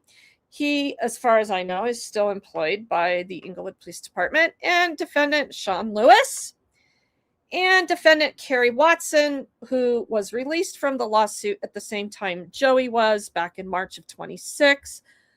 We are slightly confused about why she was released from the lawsuit when she was collaborating with the cops, to include Gavin Falatko and Mark, what's his lack of nuts that day? I can't remember Mark's last name right off the top of my head. But those were two Englewood police officers that narrowly escaped being named defendants. We worked very hard on this lawsuit about who would be a defendant and who would not be. Pretty much, ultimately, at the end of the day, it was by kind of, well, ultimately, it's always the client's wishes. And counterclaimants. That would be Sean Lewis, who is retiring. And Tamara Niles are counterclaimants. There currently sits a counterclaim in federal court right now. We are awaiting a ruling on dismissal for that. And I am the counter defendant in the counterclaim that's costing taxpayers big bucks. The insurance company over there through CIRSA, the Colorado, I can't remember all the verbiage for the acronym of CIRSA, but what they are is the insurance carrier for liability for municipal governments or for government. And of course, they are paying for the representation, all of this representation, on top of apparently all the other civil rights lawsuits that currently exist, which would be one that Louise Johnson has, one that Christopher Cordova has, another homeless individual, and I believe there's another one up and coming or already filed. I'm not exactly sure. And there's at least two more brewing. So that's what's going on in this lawsuit of mine as far as defendants. Sean Lewis and Tamara Niles have decided that somewhere along the lines, they would take my public comment that I made on the record and turn it into an accusation that they were having an affair because they play cornholio with the homeless issues, like, the game cornhole, where you throw it back and forth, the beanbag back and forth, back and forth. And I used the word cornholio, so apparently that implied that they were having an extramarital affair. And so their attorneys filed a counterclaim with a bunch of other people in the counterclaim that have all since been removed since their attorneys rewrote the counterclaim and filed it just for Tamara and Sean on some type of validity. We don't know what. That's all in here in the filings. So they were all served. So the latest filing, let's see, what would be an interesting one to look at here?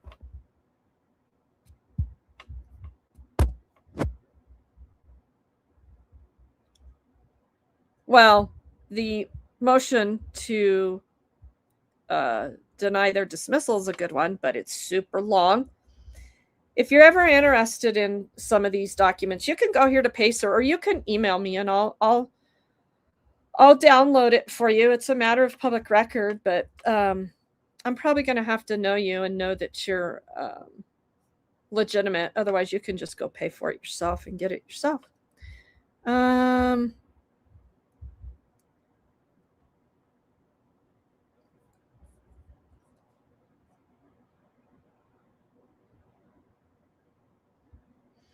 So back in August of 25, the judge said the defendants could file a motion to dismiss that does not exceed 16 pages in length. I think that was in response to their counterclaim.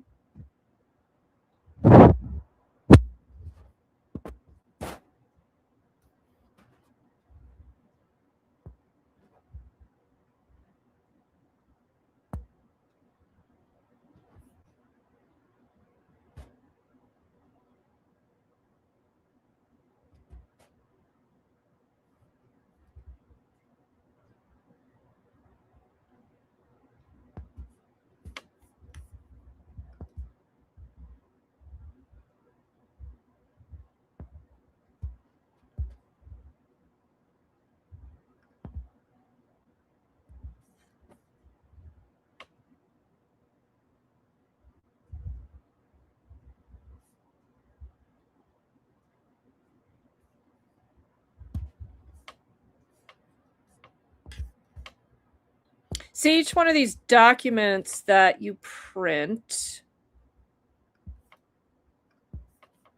ends up costing you, well, view document, they charge 10 cents to view a digital document.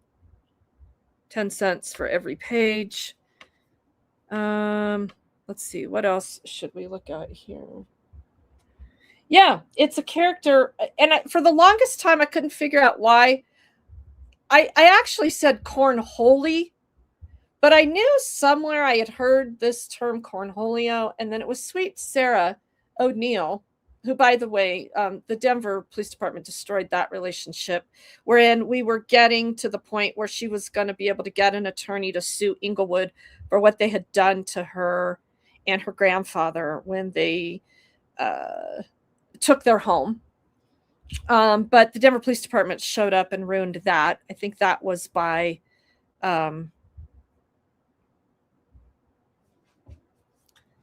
design. Oh, anti-slap. Yeah, here, this is the good one. Oh boy, look at all these. Let's see. Let's read this one. This one's pretty good.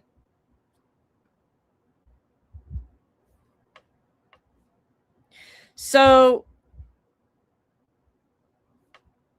this is my declaration in support of my special motion to dismiss these counterclaims. So I make a statement who I am. I regularly attend city council meetings. I file requests with the city of Englewood for open records, body-worn camera footage. I blah, blah, blah. As part of my efforts to advocate for the unhoused population and hold government officials accountable, I operate a public YouTube channel. There it is. And here's the description of my channel. Anybody can go see that. I record my interactions. In March of 22, I was charged with 2 counts of harassment based on my having filmed an Englewood security guard as he moved through the public parts of the Englewood Civic Center while on duty. As part of this discovery in the criminal case, I got police reports, witness interviews, blah, blah, blah. I hired an attorney to represent me on this criminal case. All charges were dismissed on September 24th after my attorney filed a motion challenging the prosecution for infringing on my First Amendment rights. In the weeks after the initial criminal charges against me were dismissed, I posted to my YouTube channel some of the recordings that I had received as part of the discovery in the criminal case. On October 9th of 24, I posted the video of Officer Mulder interviewing librarians Barnett and Lafferty with the title Girls Doing What Girls Do. And then I described what that video description said. These female specimens get together on this day back in March for a wine session about Regan Benson. They're drumming up a criminal case on me, using anything they can possibly think of to influence this cop. This cop is known as Englewood's go-to gal, a nickname just for her, according to her sergeant, Adam Wright. The guy literally referred to her on a call as his go-to gal. These gals are pretty in touch with each other's feelings, obviously something the men of the Englewood Police Department enjoy. So in this statement, I guess they also were part of the counterclaim. I guess they were making some claim because of this description that I said that they were all having affairs or having sexual relationships with each other. I mean, I don't know. There's like so much guilt in trying to file a counter lawsuit when they can't for my protest and redress of government actions. So I go on to describe all of this in my declaration. My comment about the women featured in the body-worn camera footage being pretty in touch with each other's feelings was commentary on how buddy-buddy Officer Mulder is with librarians Barnett and Lafferty. During the video, Lafferty and Barnett repeatedly referenced their feelings about me and my actions, and Mulder responds with empathy. My comment about their feelings of affection towards each other being obviously something the men of the Englewood PD enjoy was a reference to the fact that Sergeant Wright specifically directed dispatch to give this investigation to Officer Mulder, who he calls his go-to gal. And then we, of course, provide the proof of all of that. My commentary accompanying the October 9th, 2024 video was intended to reflect my personal opinions about how efforts to prosecute me for harassment were a witch hunt designed and implemented by these Englewood employees and others. 2 days later, on October 11th of 24, I posted the audio recording of the Englewood security guard calling the non-emergency line with the title, "Former Allied Guard Coached by City Attorney to Pursue Bogus Criminal Charges on Me," which that's what they did. It's all the truth. And I go on to explain that. And then Sergio Renteria, by and through the guidance of the city attorney, Tamara Niles, are working overtime to shut down public comment at city council and have now banned me. Oh, was I banned before? Oh my goodness, I was banned from city council meetings before. Here's some more of Sergio here, and I left a link for them to watch. Let's see. This dispatcher, she had a conversation with some people about things that she probably shouldn't have. There's all the proof. Let's see. Where are we in time? Shortly thereafter, I re-uploaded the full video of my interaction with the security guard in the Englewood Public Library. Oh, that's right, because they kept having my videos taken down. Blah, blah, blah, blah, blah. So on goes my declaration.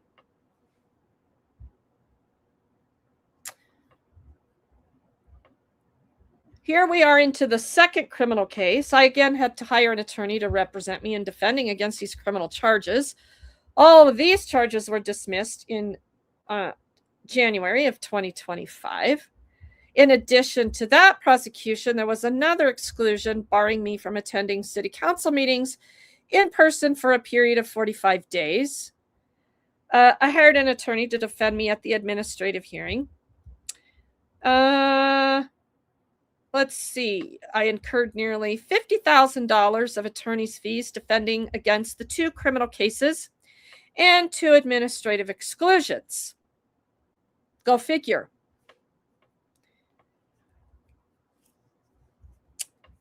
Let's see. Then I go on to say, in early of 25, I connected with and was trying to help a woman named Crystal who had recently become homeless. Crystal is a longtime Englewood resident who was kicked out of her house when Englewood condemned it for alleged code violations.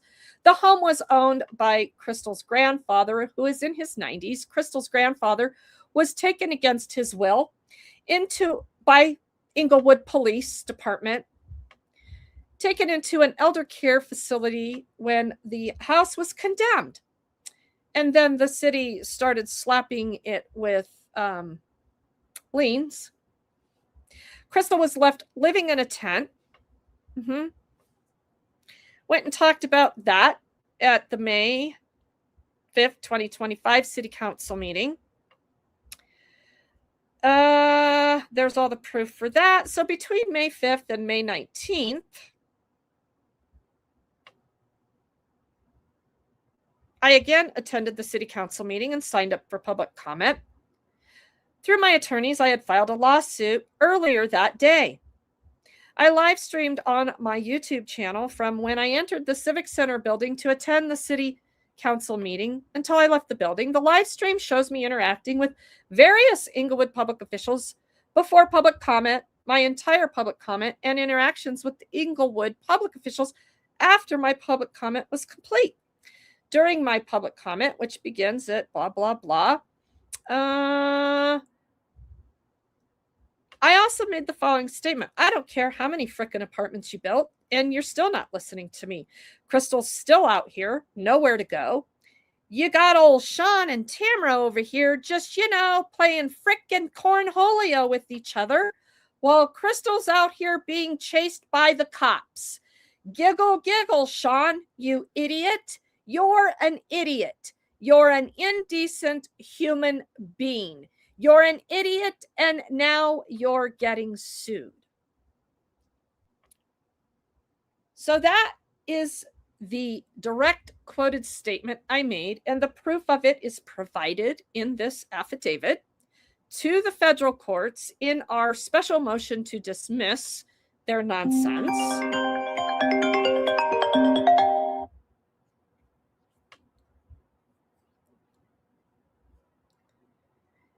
So my comment about City Attorney Lewis and City Attorney Niles playing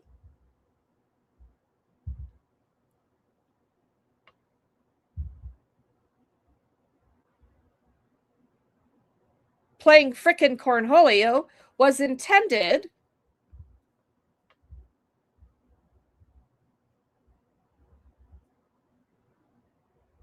to call out their inaction with respect to Crystal. When I was giving public comment, they appeared to be chatting with each other and laughing. My comment was intended to imply that they would rather have fun playing games like cornhole rather than take meaningful steps to help a disadvantaged member of the community.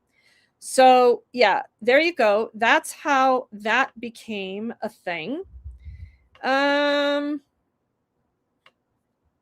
we're waiting on the ruling for that dismissal. But in the meantime, the judge said, you all need to move forward. Oh, yeah, and there's all the exhibits to that document. So this again is a reminder about lawsuits and why it's not really advisable to go into federal court without an attorney. I would never do it. You don't know the law like someone who argues in federal court. So I would advise anyone to never do that. Let's see. Let's just close by, what is this last document we got going on?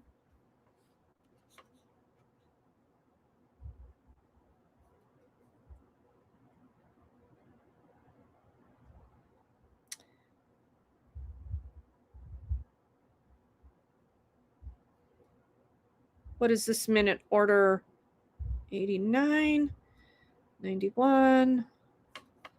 Let's view this document.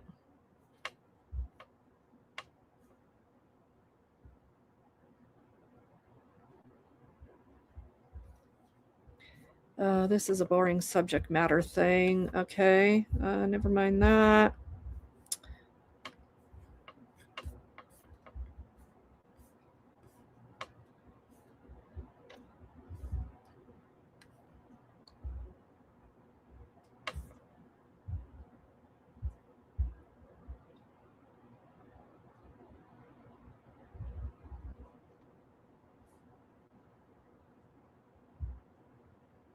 Yeah, so pretty much we're just still waiting for a ruling from the court on that dismissal of that counterclaim.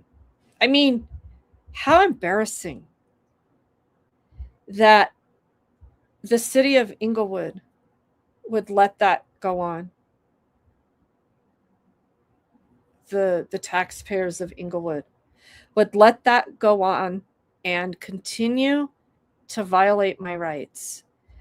What does that tell you about Englewood and those that are sitting in office right now? I mean, yeah, it's the obvious. The tyranny is intense, but they don't care. They are so incensed and out of their minds. They're going to continue to do this. And apparently, nobody's stopping them. That is like the definition to a lunatic or a psychopath who doesn't know when to come back to reality. These people are off their rockers. I don't know what else to say about it. And the cops, yeah, you guys, I mean, I know you're just doing your job. Listen, you know, Reagan wants you to be able to put food on the table for your children. That would be a terrible thing for me not to want you to be able to do that, wouldn't it? Could you find a new fucking job? I'll bet you could if you wanted to. But I'm guessing that you've all subscribed to the psychopathic draw to power and control over others. I think I got that right. Daily.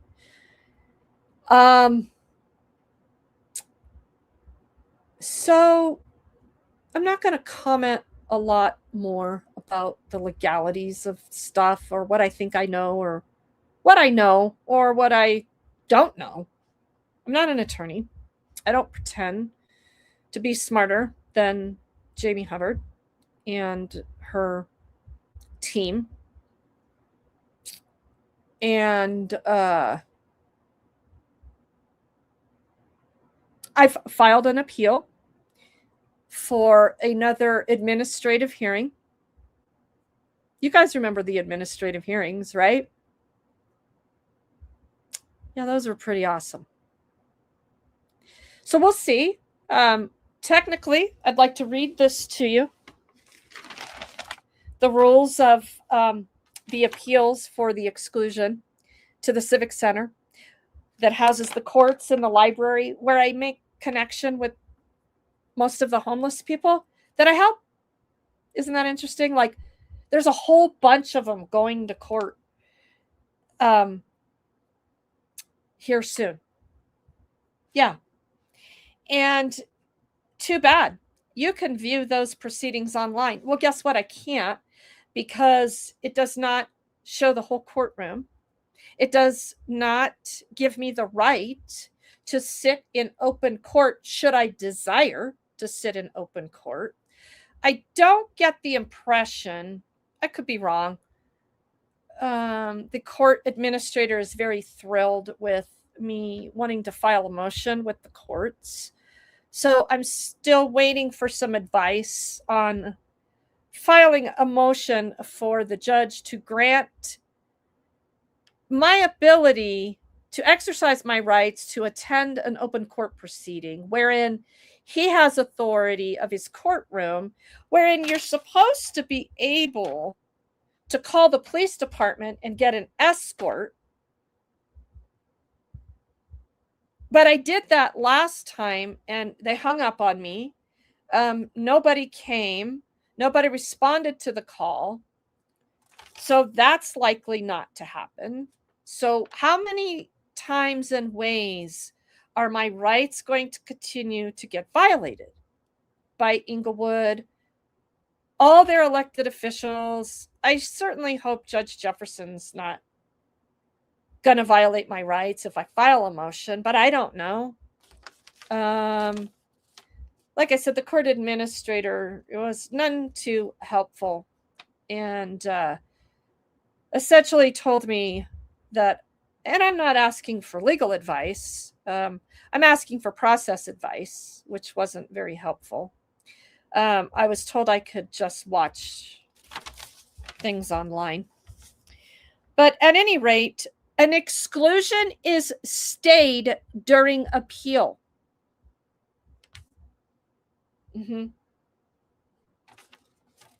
They've already acknowledged that I've filed an appeal.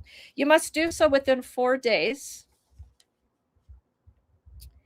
And then it goes on to tell you what all the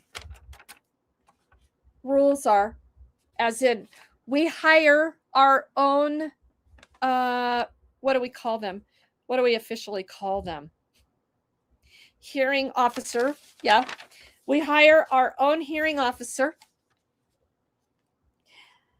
At the hearing, both parties may present evidence, call witnesses, and cross-examine witnesses called by the other party. The city must show by a preponderance of the evidence that you committed the rule violation and that the issuance, duration, and conditions of the exclusion are lawful. Should you fail to appear for the hearing, either in person or through legal counsel, the exclusion shall be affirmed based on failure to prosecute the appeal. Actions after the hearing. Within 3 days after the appeal hearing, the hearing officer issues a written decision affirming, modifying, or reversing the exclusion. The hearing officer affirms the exclusion if the preponderance of evidence shows you more likely than not committed the rule violation and that the exclusion complies with applicable law. If the hearing officer modifies the exclusion, the decision shall specify any changes or conditions to the exclusion. The city clerk shall promptly send copies of the hearing officer's written decision to you and make a copy available for pickup in person at the city clerk's office. If affirmed, the full length of exclusion shall be effective on this date, therefore meaning there's no longer a stay on the exclusion. If multiple exclusions issued to you are simultaneously stayed pending appeal, the effective periods of those which are affirmed or partially affirmed shall run consecutively. Like we're in a real sentencing phase here of an administrative hearing of Sean's rules of procedure on committing the crime of stinking it up in the Civic Center building. If the hearing officer's written decision shall be considered a final binding decision, which shall be subject to judicial review and appeal. Oh, we skipped the appeal part last time when we surprisingly lost the hearing. We just skipped the appeal part and went straight to the lawsuit. Failure to comply with this notice or hearing officer's written decision may result in prosecution for the criminal charge of trespass and shall subject you to the penalties provided in Englewood Municipal Code 1-4-1, including fines and or imprisonment. How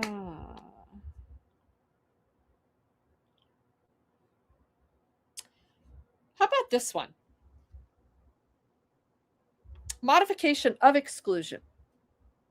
If no appeal is pending and facts or circumstances change such that you are unlikely to violate a rule or pose a safety threat on city property, you may, isn't that the whole reason for trespassing? Is if you're on private property and or you pose a serious safety threat to the public? I thought that was the whole, I could be wrong. The written request to modify must specify good reason for the modification to establish a rule violation during the exclusion period is unlikely and identify the modification desired. The city shall consider the seriousness of the rule violation, prior rule violations, the nature and scope of disruption to city operations due to the rule violations. Well, it's not Mayor Battier's fault that he had to disrupt the meeting. He had no choice. He had to cause the disruption because I'm saying stuff during public comment. Blah, blah, blah. The city has the sole discretion to grant or deny a request for modification of an exclusion in whole or in part. Within 7 days of filing the request for modification, the city shall issue a written decision on the request. Who from the city is making this determination? I didn't quite get that.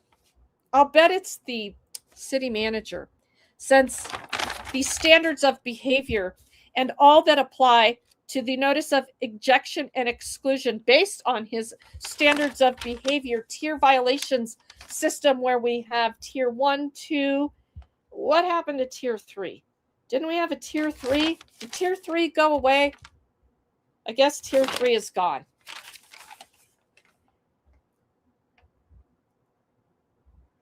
Yeah, you guys, I don't know. They just make shit up as they go along. We'll make it up. It's our rule. We just make up our rules. We're home rule city when we want to be, especially when it's violating the Constitution and the First Amendment and any political ideology driven agendas that we might have. Then we are a home rule city. We are not a home rule city when we want to circumvent the Constitution of the United States 100% of the time. We are not a home rule city. Make sense? You got it? Rules change this coming Monday, when they just had a change of rules to some of the rules where the rules got changed 2 weeks ago. And then when those rules only apply to Regan Benson, we have to make sure that we're not applying them to other people also, because we don't want the rules to apply to those politically driven agenda folks that are on our same agenda. Got it? Got it. Yay! No clapping allowed. Those are against the rules. No clapping allowed. Now, I've clapped a lot.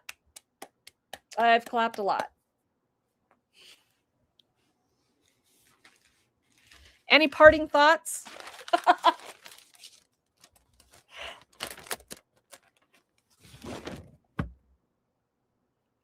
I tried to make an AI song about all of this, and it didn't produce it for me.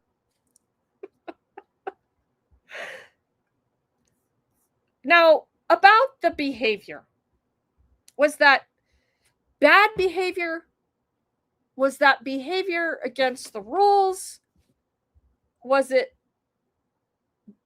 behavior that law enforcement needed to get involved in?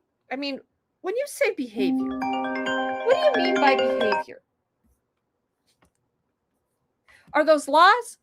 Do you have any statute that you might be able to cite? Do you have any Englewood Municipal Code you might be able to cite? Yeah, Rain, it used to be 3 tiers.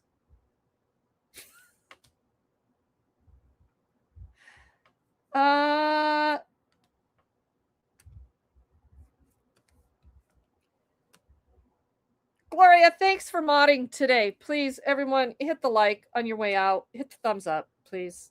Share the video. I don't know, though. Do I want the whole world to see it? Do we possibly want this level of transparency? I'll tell you what.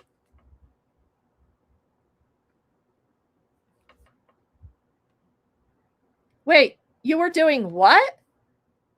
Dan, what were you doing? You were watching meetings wherein people were violating the rules? And then now it's about selective enforcement. Is that what you're saying? That's how I'm interpreting that.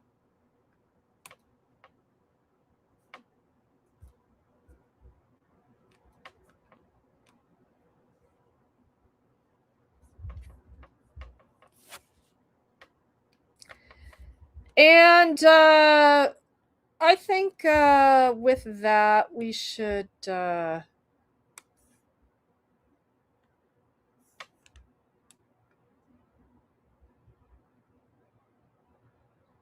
play this one more time.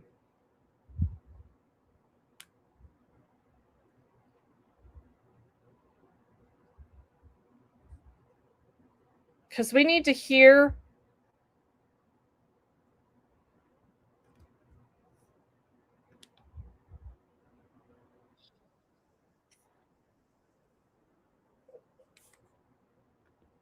hold on. I'm moving real quick here.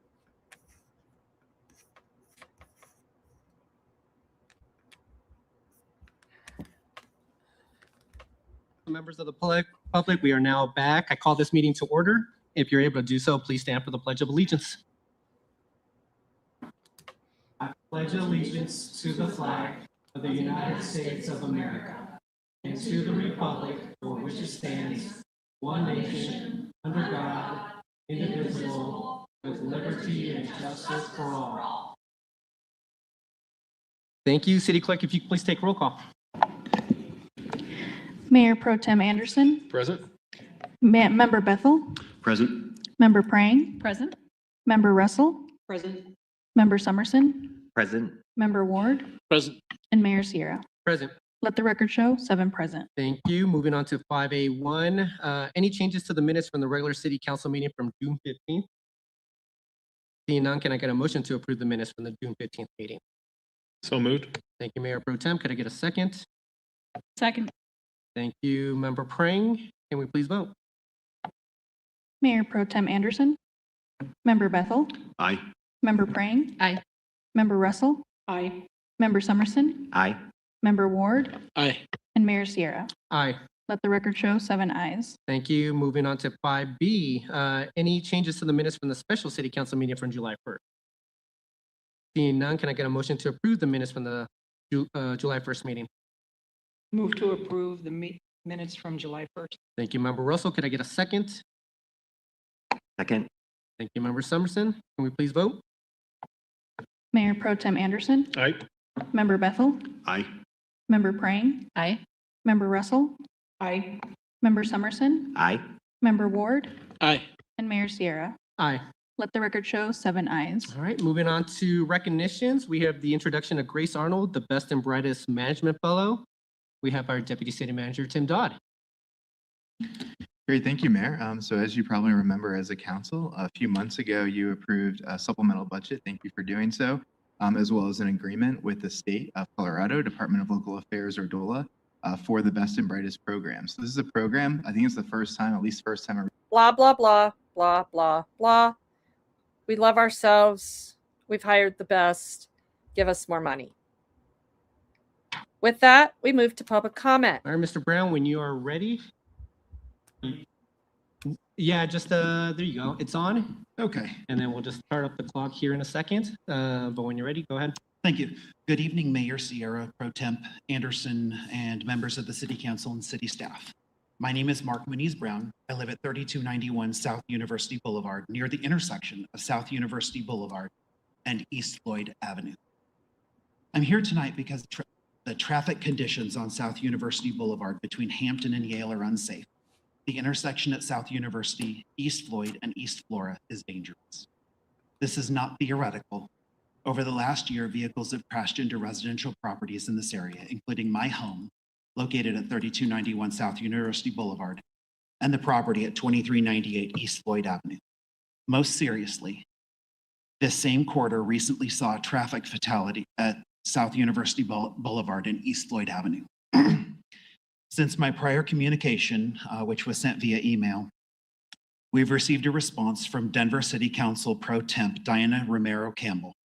Her office confirmed that she is connected with Mayor Sierra and that meeting is scheduled with key staff from both municipalities, and that her team has already met with the Denver Department of Transportation and Infrastructure to better understand the available data and the additional coordination that's needed. This is encouraging, and I appreciate that Denver has responded as quickly as they have, but it also makes tonight's request very, very clear. Englewood needs to be an active partner in the process, not a passive participant. This corridor is on the border between Denver and Englewood, but the danger does not stop at the municipality border. Drivers do not experience this as two cities. Pedestrians do not experience this as two jurisdictions. Families living along South University Boulevard experience it as one unsafe corridor that needs a coordinated response. This is a residential area. Children live here. Families walk here. There's an RTD bus stop. RTD bus stops create regular pedestrian activity on both sides of the street. One of those bus stops is conveniently located in my front yard. That means people are not just driving past my home at unsafe speeds. They're also stopping, waiting, boarding, exiting, and trying to cross in the same area where we already know that an unsafe traffic safety problem exists. There's no safe street crossings for nearly a half a mile on that stretch of road, and pedestrians are being forced to navigate the corridor without meaningful protection. I'm asking that the City of Englewood take specific action. First, please fully participate in the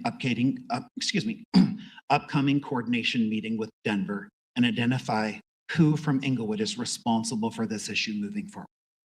Second, please initiate or request a traffic study for South University Boulevard between Hampton Mr. Brown, your 3 minutes are up. Thank you very much for your time tonight. Any questions for members of council? Mr. Brown, just a question for you. The steps that you wanted us to take, is that part of the handout that you provided as well to the city clerk? Actually, click it one more time to turn it off. Go ahead. It's a completion of the speech and a takeaway sheet. Okay, perfect. So we'll get the information that you were looking to cover at the end there. Thank you very much, Mr. Brown. Thank you for your time. Up next is Rebecca Kramer, a District 2 resident.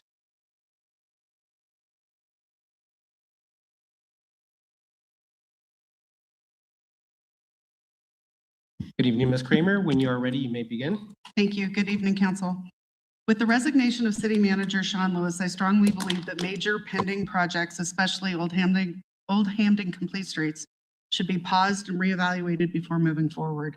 Over the last 2 months, I've heard 3 different numbers for how underfunded this project is. First 2.3 million, then 3.8 million, and most recently at the EDDA meeting, 5.7 million.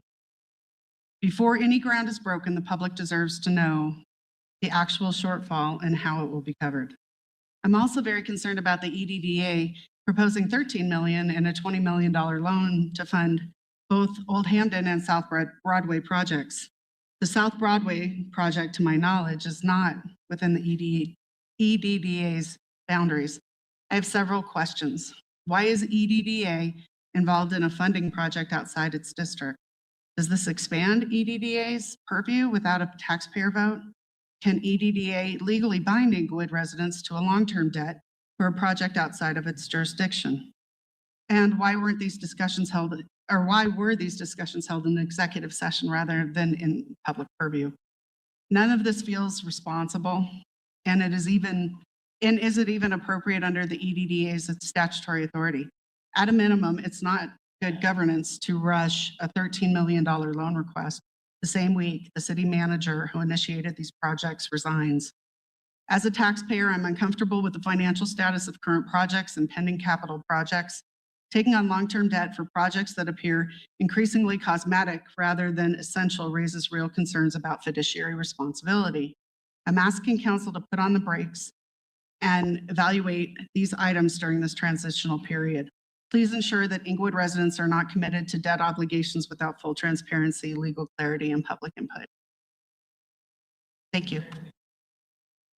Ms. Kramer, thank you very much for your time. Any questions from members of council? Seeing none, thank you for coming tonight, Ms. Kramer. Up next is Brenda Hupka, a District 3 resident.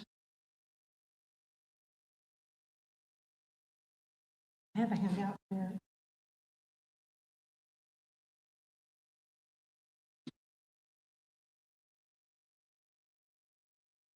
And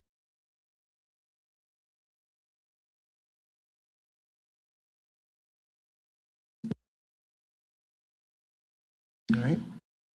Good evening, Ms. Hupka. Actually, I could just pass them down.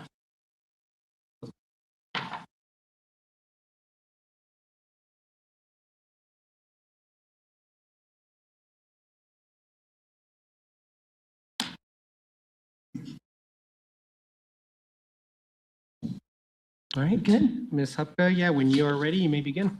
Yes, I wanted to, good evening, council members. I want to talk to you about what's been happening on my block since about 2020 and why Englewood needs to rethink how we handle long-term vacancy after demolition. On the Galapago side of my block, every home but one has been scraped, beginning since about 10 years ago. One of those lots has now sat vacant for 5 years. When lots sit empty that long, they turn into neighborhood blight. They collect mattresses, dump furniture, weeds, trash, windblown debris. And I've opened many tickets with Englefix over the years.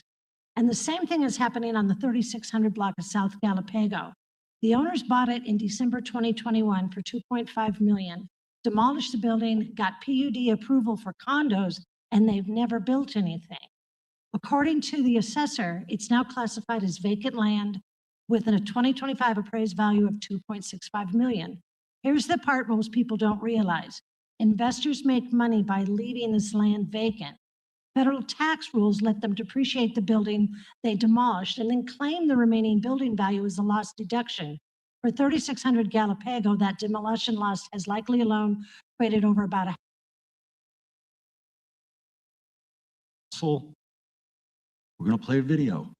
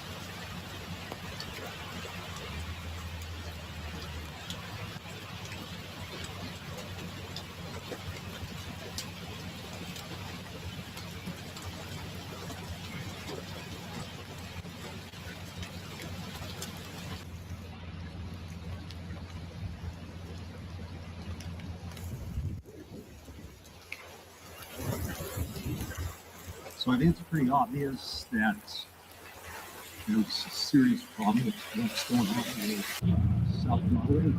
I'm not going to say there was no engineering performed, but I will say, and I think anyone with common sense would surmise that it's pretty poor engineering. This can be a problem in the winter, not just spring. Mr. Jones, thank you very much for your time tonight. Any questions for members of council? Actually, Mr. Jones, when was that video taken? About 3 weeks ago. Last time we had rain, basically. So, okay. You don't have an exact date, but just wanted to get that information. Yeah, I could get you the date. No worries. Okay. I don't. One other question. Go ahead, Member Bethel. The date of the rain event would help us just know the volume of rain and what time frame that storm happened, so that we can see the actual drainage of the area. If you could email it to us, that'd be great. And that's not a problem to provide you, but engineering for downfalls should take into consideration any rainstorm. I see what you're saying. Thank you. All right. I see no further questions, Mr. Jones. Thank you very much for your time tonight. Up next is Mr. Justin Gwynn, living outside of Englewood. Good evening, Mr. Gwynn. When you are ready, you may begin. Actually, one more time. Looks like we turned it off. There you go. How about now? You're good. All right. Good evening, Mayor, Council. As Mayor Sierra mentioned, I'm in Denver, not Englewood, 50 feet outside of Englewood. Here tonight to talk about traffic safety on South University Boulevard. Specifically, I'd like to echo Mr. Muniz Brown's comments from earlier. We're both impacted by this issue as the community at large. And really, we spoke prior to this meeting, excuse me.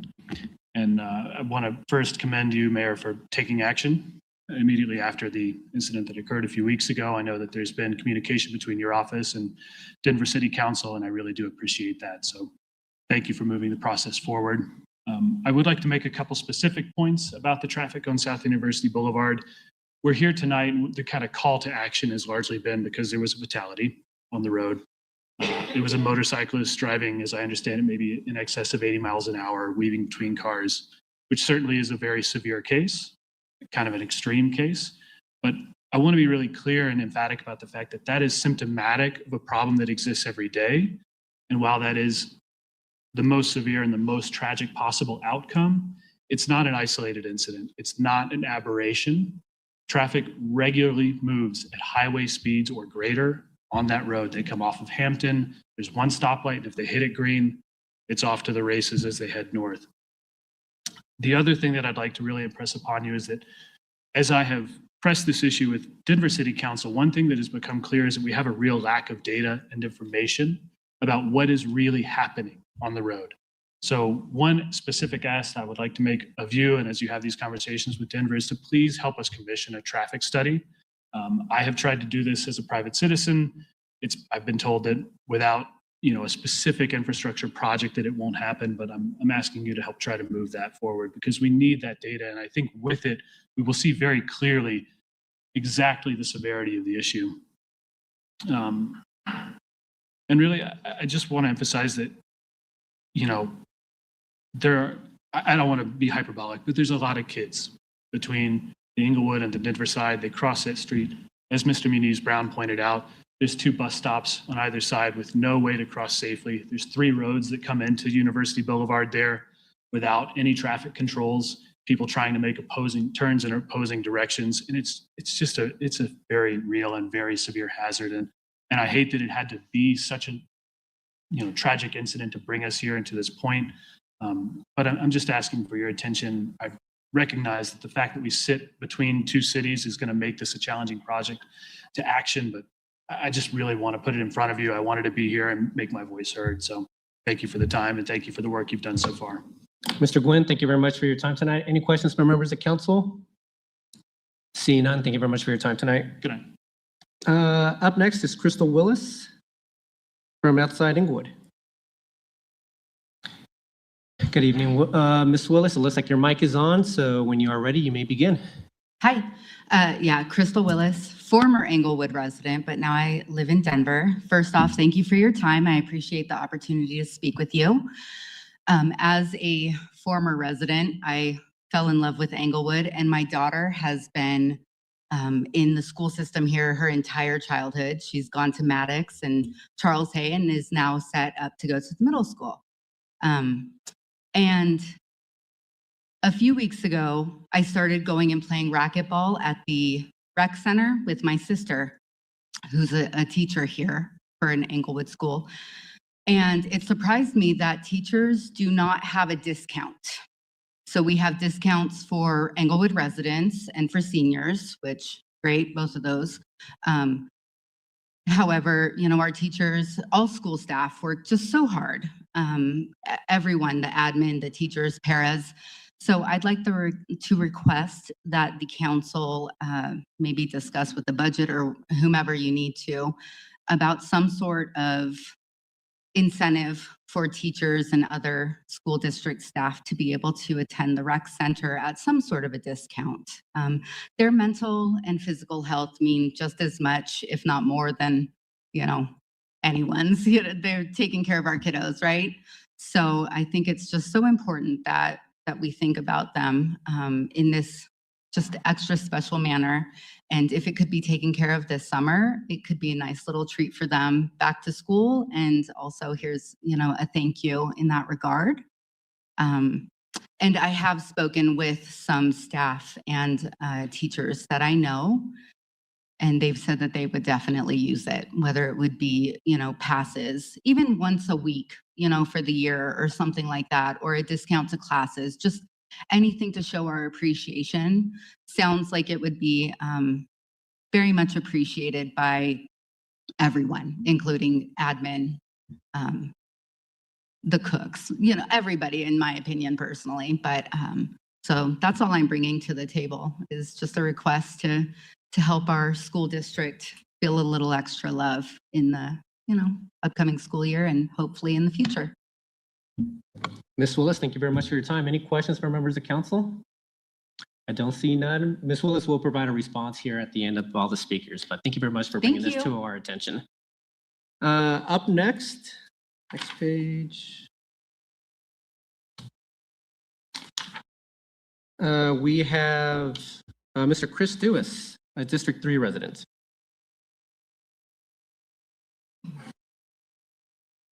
Good evening, Mr. Dewis. When you are ready, you may begin. Good afternoon, City Council. The last time I played a video, the city manager said the project wasn't done. And then it rained again on June 24th, so I went out and videoed again. The problem got even worse. Did Mile High Flood District approve the engineering of the Main Street gutter and stormwater flow, or was it just the city engineers? The capacity and gutter flow is a problem. Has anyone from the city or the flood district gone out to see the project and how it performs at night or during any of these rainstorms? Have any of you gone out in the middle of the night to see the things that you have approved, to see if it actually works? Clearly, the videos show for themselves.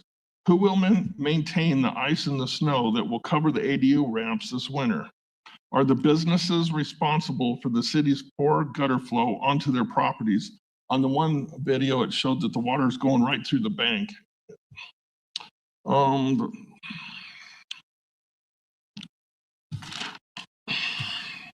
I hope you were listening to Mr. Brown tonight.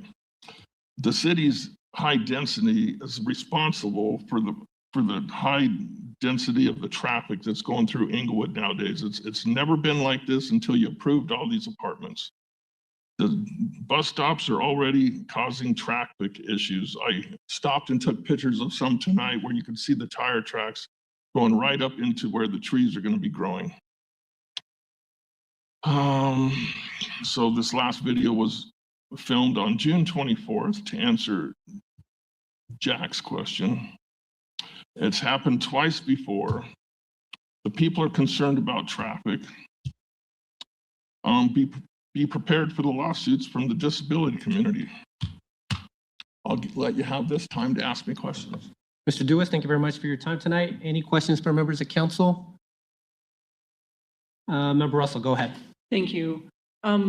So in one section of that video, it looked like the entire bulb out was covered with water. The entire what? Bulb out, the part that was out. At Tufts and Broadway, the whole sidewalk was covered in about 2 inches of water, and the whole number 2 lane was covered. It'd go out to the number 1 lane, and people, when they were coming down Broadway, they would avoid that. But the people that did hit it was splashing into both lanes and onto the sidewalk. If anybody was on that sidewalk, they'd get drenched. And if somebody was in a wheelchair, they'd have some major issues. And on the way down here tonight, I stopped and take a picture, and there's tons of dirt that are sitting in the gutter and on the ADU ramps from that runoff. And it's only rained twice. It's only rained twice. Okay, thank you, I appreciate that. Any further questions from members of council? Seeing none, Mr. Duas, thank you very much for your time tonight. You're welcome. Up next is Mr. Doug Cohn, a District 2 resident.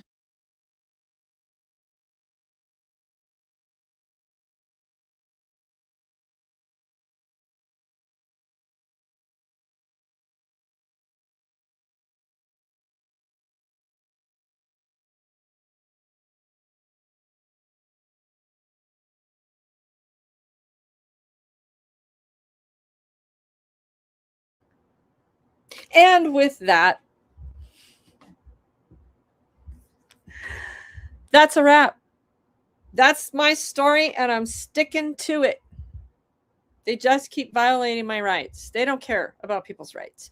They don't care about handicapped people. They don't care about people. They care about themselves. They care about their agendas, and they care about people they call their friends, but I don't think any of these people know how to be a friend to anybody. So yeah, that's government in a nutshell. That's the police violating my rights. And thanks for popping in. Enjoy your weekend. I don't know what's going to happen. They don't want me talking at all. I should probably go out and put some more Englewood cops on camera.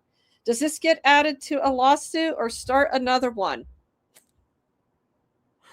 I'm going to make it be a surprise.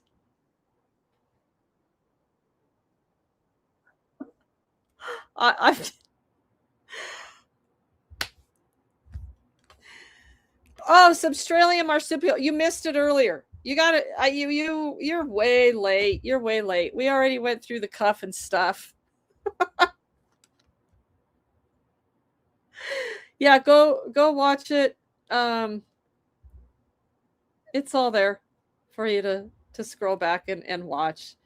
You just missed out being part of the conversation, which can be the best part.